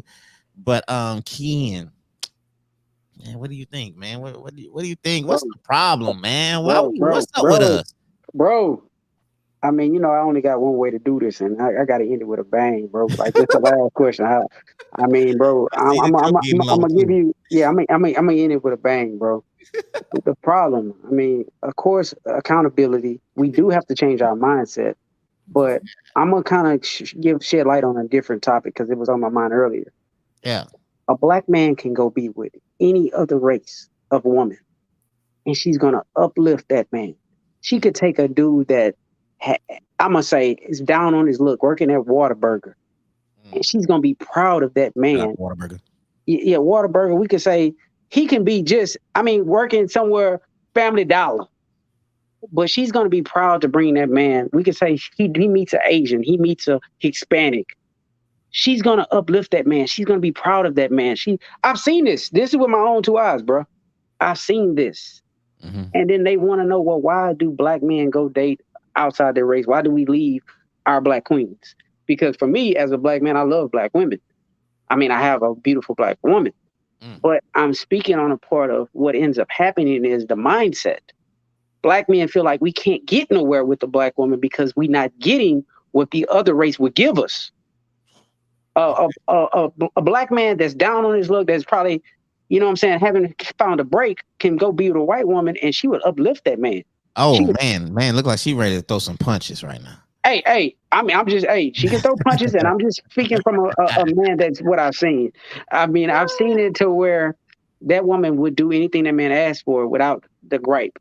Like if a man, you know what I'm saying, just say for instance, if he had a couple of bad breaks, she not going to be like, oh, nigga, you sorry, motherfucker. She not going to be so quick to do that. She's going to say, she going to give supportive words to him. Hey, baby, it's going to be okay. Baby, I got you. We had a caller, but they hung up. I don't know what happened. Hey, I'm just saying that comes naturally, bro. And like I said, for it now, but because people say Kendrick only talks about the woman, I can also spin into the man. As far as a black man, our mindset is we have to do better. Like you were saying earlier when we first started this show about keeping a clean record, keep our ass out of jail, take care of our kids. I mean, stop being that nigga that all you want to do is be a fuck boy. If you have a kid, take care of your kid. Be a stand-up man. Yes. I mean, you know what I'm saying? If you have a baby mama, don't just be like, man, fuck that motherfucker. Shit. There's dudes out there that got kids that's saying, fuck that bitch. I don't give a fuck. But you got kids with her. You laid with her. Be that type of man and say, you know what? You the mother of my kid, regardless of what's going on, I got you. What do my kid need? Used to know her role. I'm sorry. No, I'm just saying, like, I can ask so many men like right now, hey man, you help that woman with school supplies? You know what they gonna tell me? Shit, I pay that motherfucker child support. Fuck, it's more than just child support, man. Be active, be in that kid's life. Yes. There's so many kids that's missing out on so many things because that man mad at that woman, or that man don't want to be in that woman's life because she had a kid with him. Fuck that, man. You're gonna create a cycle that kid's gonna end up being in jail, following the dad cycle. So okay, Ken, I'm gonna type in really quick. It's just a few points that you hit on. I need to talk real quick. Okay. Hey, hold on. We got a caller. We got a. Okay. Hey, we got a caller? Okay. Yeah, you got it. What's up, caller? Where you calling from? Right now I'm in Nebraska. Nebraska? Around, but yeah, Nebraska. That's what's up. What you got? Now what was that question again? Do we need to change the mindset when it comes to relationships? I think we do.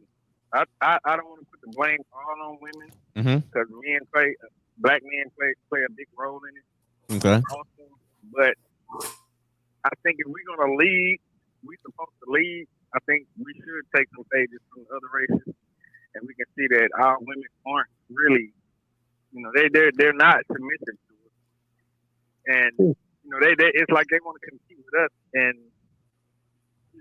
a lot of us don't know how to lead relationships. Black facts, though. Facts. That's what I was gonna say. Yeah, facts. You ain't lying. Like we wasn't taught these things, so now we done got to a point as a generation went on, because I believe it started the generation before my mom, but then they were trying to survive. So economics play a part in it too. But I mean, the only way we can is I think we have to get our women in line first. But with them making more money and having more power, it's gonna be hard for them to just let go of the power that they have and let us lead. But do you think that's because the men been slacking? And now women kind of stepped it up, you know what I'm saying? And it's kind of hard to now, lead because they kind of, financially wise, they do what they think. I don't think men been slacking, because if we pay attention, you see that black men are basically, we have to work harder, and we've been held out for certain things. That's why the women getting black women in particular. Mhm. You know, they'll quickly hire one of them before they hire one of us. They don't want us to run things. That's true. You know what I mean? So That's true. I'm not gonna cut it you ain't off. that we've been slacking. I don't want to cut you off, but the field I'm in, it's easier for a black female. They will hire a black female. You know what I'm saying, for the culture diversity before they hire a black man. You know what I'm saying? agree. The field that I'm Right. in. Right. But continue. I'm sorry, my bad. I just had to let people know that though. You're right. Yeah. And see, and what they turn around and do is it's like they compete with us. So now they got all this money, and you know how women are. You know, they don't really want to date a guy that ain't got that and pull them up like Kenny. You know what I mean? So it's like they throw it in our face, and we're the ones that's slacking. You know what I mean? So it's like, well, what do y'all want us to do? You know what I mean? You pretty much. It's like if you look at other races, the women are put in the forefront in some way, and then because they can get in places that the man can't. You know what I mean? So if our women was to say, hey, we're gonna get in these positions, we're gonna pull y'all up. Yeah. And we'll be submissive to y'all. Y'all just we're gonna put you in a position to do what you need to do.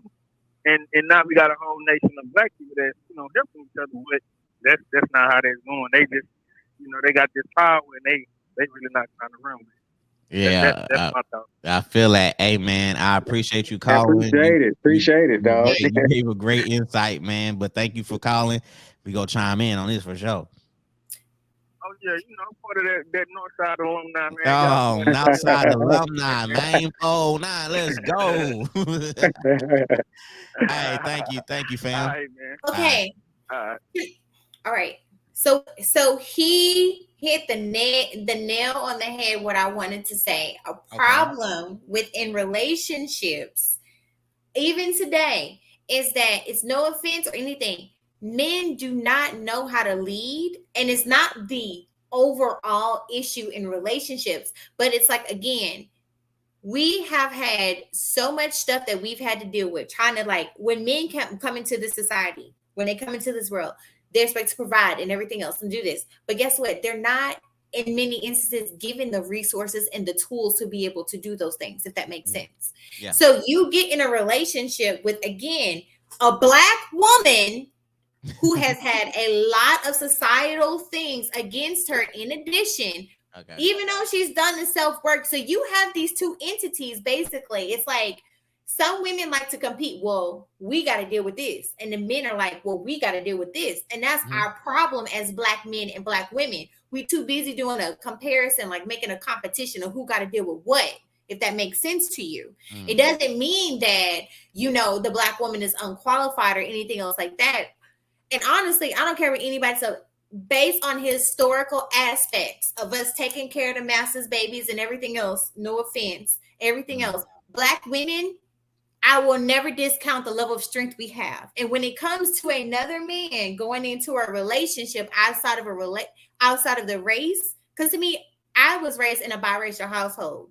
So I was first raised not to see color before actually learning about Black history, if that makes sense to you. So I had to learn backwards. I didn't learn forwards. I learned backwards. And the thing for me that I learned from the situation is, yes, in other races, women are more submissive. Yes, I get it. They are viewed as being more submissive. But what you also have to understand is it's not that black women do not want to be submissive to their men. It's that we, as long as black men, have a lot to prove. We have to work for things that we want, because not only do we have our black men against us, we have every other aspect in society against us too at times. So it's not just us sitting here and being like, okay, we want to be difficult, we want to be complacent. And then again, in our specific community, we haven't done the necessary work to heal our past trauma, which goes back generationally. If I can think of the book, okay, it didn't start. Okay, y'all go to Amazon or Audible. I think it was called "It Didn't Start With You." There was proven research and theories that show that trauma from past generations were genetically and biologically passed down. So things that my great-grandmother went through genetically and biologically was passed down to me. So think about what my great-grandmother went through. Think about what my great-mother's great-great-great-grandmother went through. So there is an actual DNA aspect of trauma that is passed down to us. And it's up to us, what you call short version, generational curses or pattern, for us to work on breaking that. True. True. Do you think now that the trauma, if I'm just saying, if we do do trauma, are we passing that trauma down now to our kids and kids? So I think right now in today's society where we are at, anything moving forward that we're passing down is we are selfishly passing it down to our kids because we're not doing the work ourselves. Like we're in a point in society where we can work. Like me and my sister communicate. Like specifically with my sister and my baby brother. I got my baby sister through college. She's a medical technologist, aka laboratory scientist. Worked hard to get my brother where he needed. He's off to college on a full basketball scholarship. I can't blame our parents for what happened to them, but guess what? They had the necessary tools in place because of the things that I provided for them, that when they go through and they start their family, they have nothing but positive aspects in what they'll pass down to their children. Even me and my middle sister, we swore, even with my niece, anything that we put into her life, or into her ecosystem, it's going to be positive experiences, because what my mother went through, my aunts went through, my great-grandmother went through, great-grandmother, we don't want to pass that down. And it's all about self-work. True. Ken, you got anything to say before we get out of here, man? This has been a great show. Yeah, bro. I'll leave on this note. Financially, where we at as a culture, where we are for a black man, for a black woman, we're better than we were back in the days, the 1970s, 1980s. We're making way more money. But on morals, values, and principles, we're not better. I mean, we lost all of that. We lost our morals. We lost our values. We lost our principles. I mean, we lost how to love each other, how to treat each other.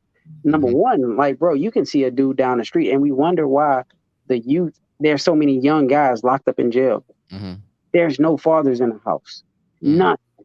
Facts. All young black men are taught today is how to sell drugs. I mean, I come from a generation where when I was coming up, bro, they saw, hey, man, even if it was an older guy that was doing drugs, he seen you trying to do some, nah, man, you don't need to do this. Yeah. They would keep me.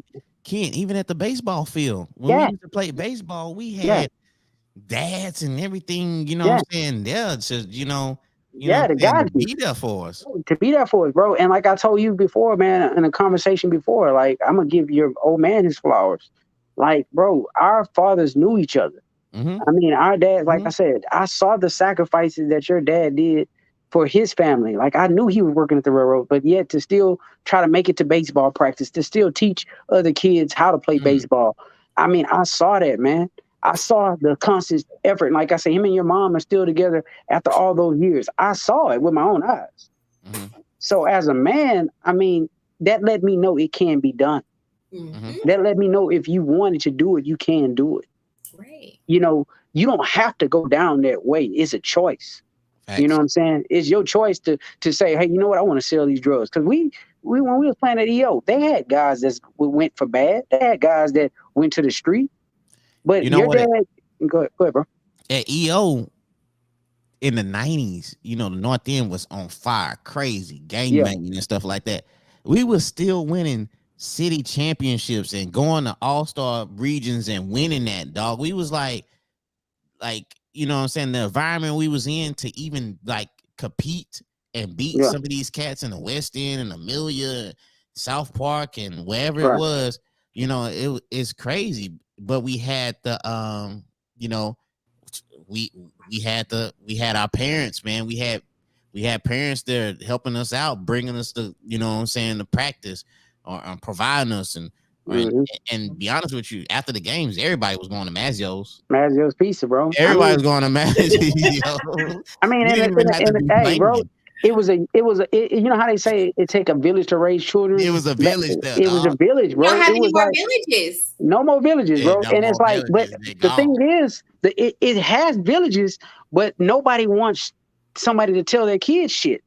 You might have a person that want to tell your child, man, what the hell you doing? That kid gonna tell you, man, nigga, fuck you. Who the fuck you talking to? And then it creates a situation where you don't want to get in an altercation with none of them youngsters. You don't want to have to, put your hands on nobody, kids. So you don't say shit. Mm-hmm. So when you see that little kid on the news and you see him in jail, you're like, man, I knew something was going to happen. You want to help, but you can't help because the parents have put you in a position to where don't tell my kid shit. Don't, you know what I'm saying? Because before, just say your dad saw me doing something. Your Mm-hmm. dad would feel comfortable enough because he had a relationship with my dad Yeah. to say, hey, kid, what the hell are you doing? Yeah, He for could get sure. on me Uh-huh. and That's I'm Yeah. just going to like, receive it. and Vice it's just versa like too. in the school system.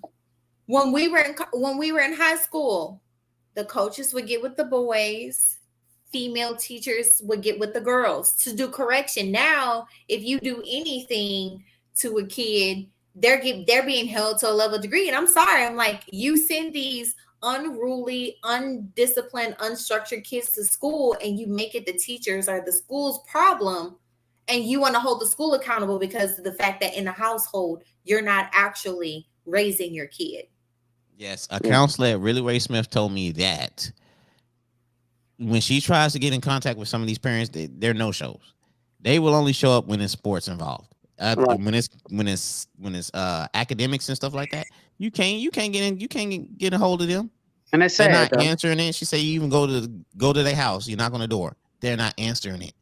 But That's sad. That's sad, bro. people try to portray that they're so involved with their kids, but that's not the case though. That's sad, man. I mean, I've had for me as a parent, I've went up to schools and just sit with my child. Mm-hmm. But to sit with my child and see a kid needing something attention to where I went to see my child for lunch and I see another kid saying, hey, can you come sit with me?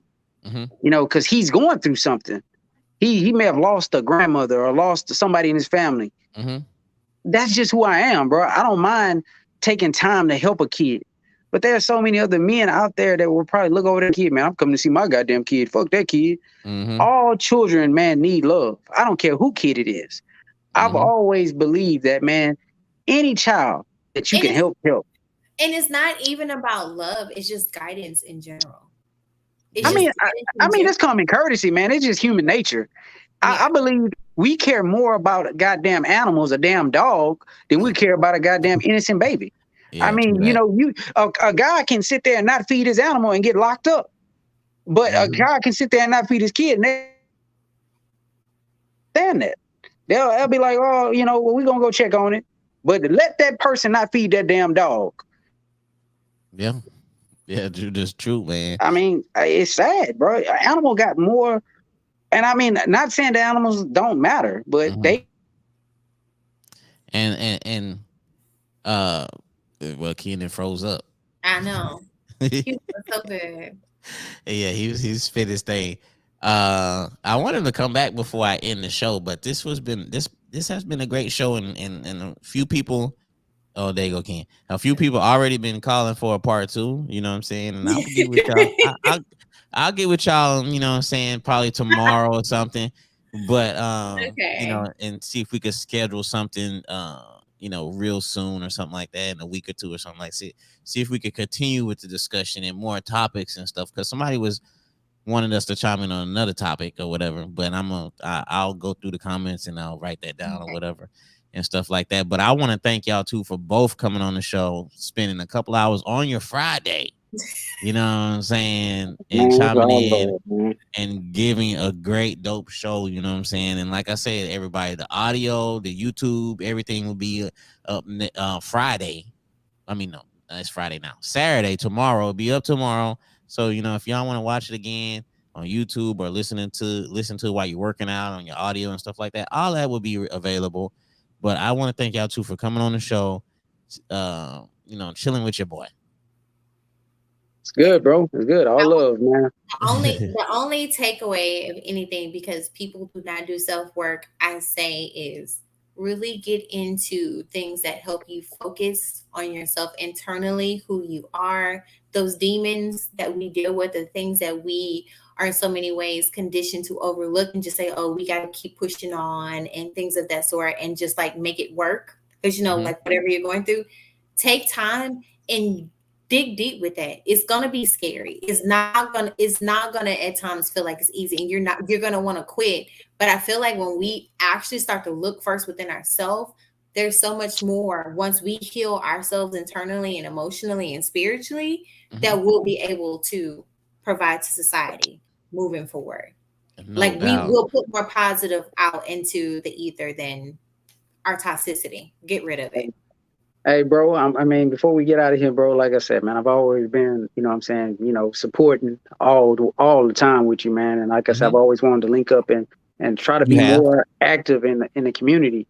And like I said, one thing that I wanted to do, man, and let's try to, you know what I'm saying, let the youth know that we're here, man. Like let's because I remember one time going to the school and a kid, didn't have no clean clothes.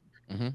I wish I was able to, I told the principal, I was like, hey, man, is there anything that I can do to donate extra t-shirts, extra pants to the elementaries? Like, y'all should have enough, shirts and stuff on standby. If something happens to a kid, he has an accident, that you don't have to call a parent.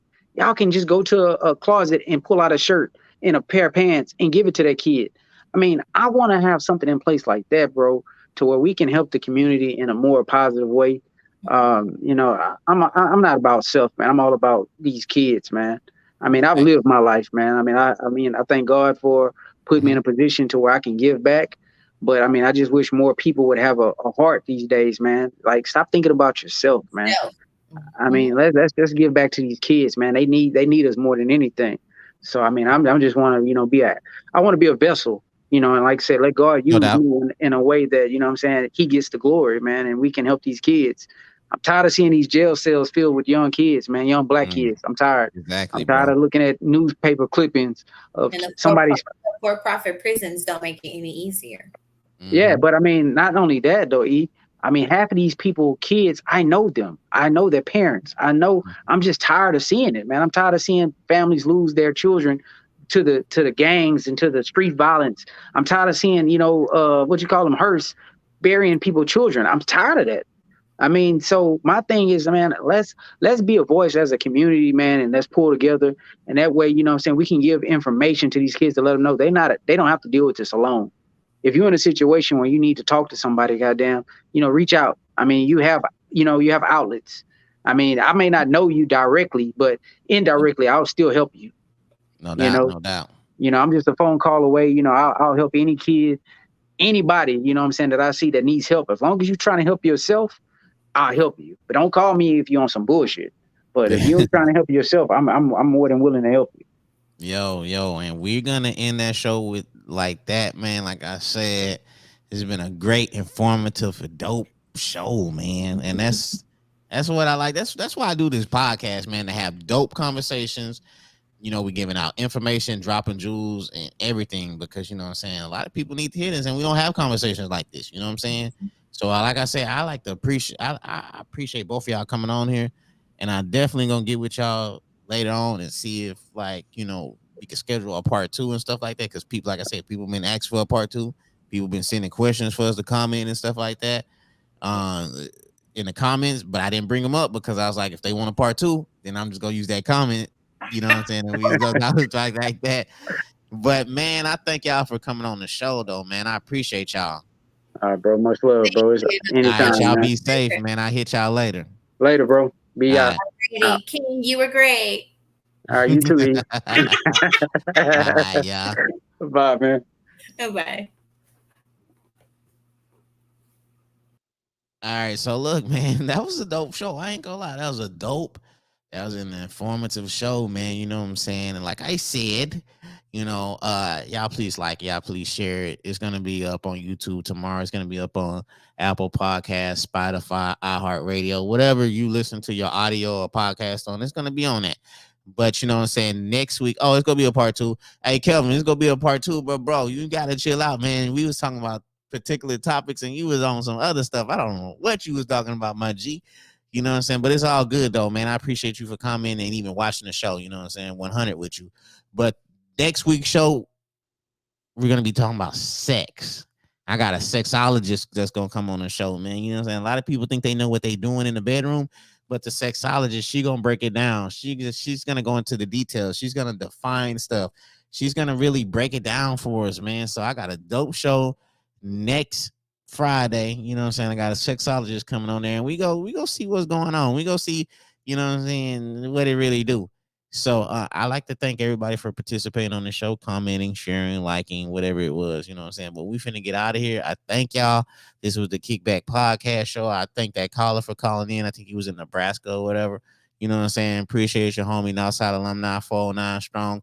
That's what we do. Shout out to Silsby Orange, Port Arthur, Lumberton, Vada. It's Southeast Texas, period. Houston, Dallas, whatever. Wherever you from, man. Shout out to y'all. I appreciate y'all for coming, for you know what I'm saying, chiming in. Uh yes, next week is a lot of back to school charities giving back. Check them out, y'all. If y'all want to participate, giving out some money, some backpacks, school, you know, wherever it is. You know what I'm saying? We're looking out for the kids and stuff like that. Appreciate you coming in. Tommy Keys, shout out to my boy. You know what I'm saying? That's what it is. Kelvin Part 2 is coming up. Alfredine, appreciate you, my G. Appreciate you, Sparkle. Appreciate everybody that's been commenting on the show. I'm sorry. Shout out to my girl Linnell. She made me some dope Jello shots. They were dope. Peach Rock with the peach ring and all that kind of stuff. Shoo, I was lit. But we out of here. Shout out to my boy Stacy Lewis. If you need a haircut, if you need a car, holler at the homie and stuff like that. He go get with you. I could shout out a lot of people that was coming on the show, you know what I'm saying? But it'll be like another 15 minutes, and I'm finna get out of here. Y'all be safe. Y'all have a great weekend. Y'all have a great Saturday, man. You're never too old to have goals. That's my slogan, man. You're never too old to have goals. You know what I'm saying? And do not let the opinions of others knock what you got going on, for sure, on everything. You know what I'm saying? Whatever you're trying to do not let people knock you. You know what I'm saying? Or whatever. They just, the people that is knocking you is the people that ain't achieved their goals. You know what I'm saying? So do what you got to do to get where you need to get. I'm finna get out of here, man. Love y'all. Like I said, thank y'all for coming in. I'm gone. Y'all be safe. Y'all be blessed. 100.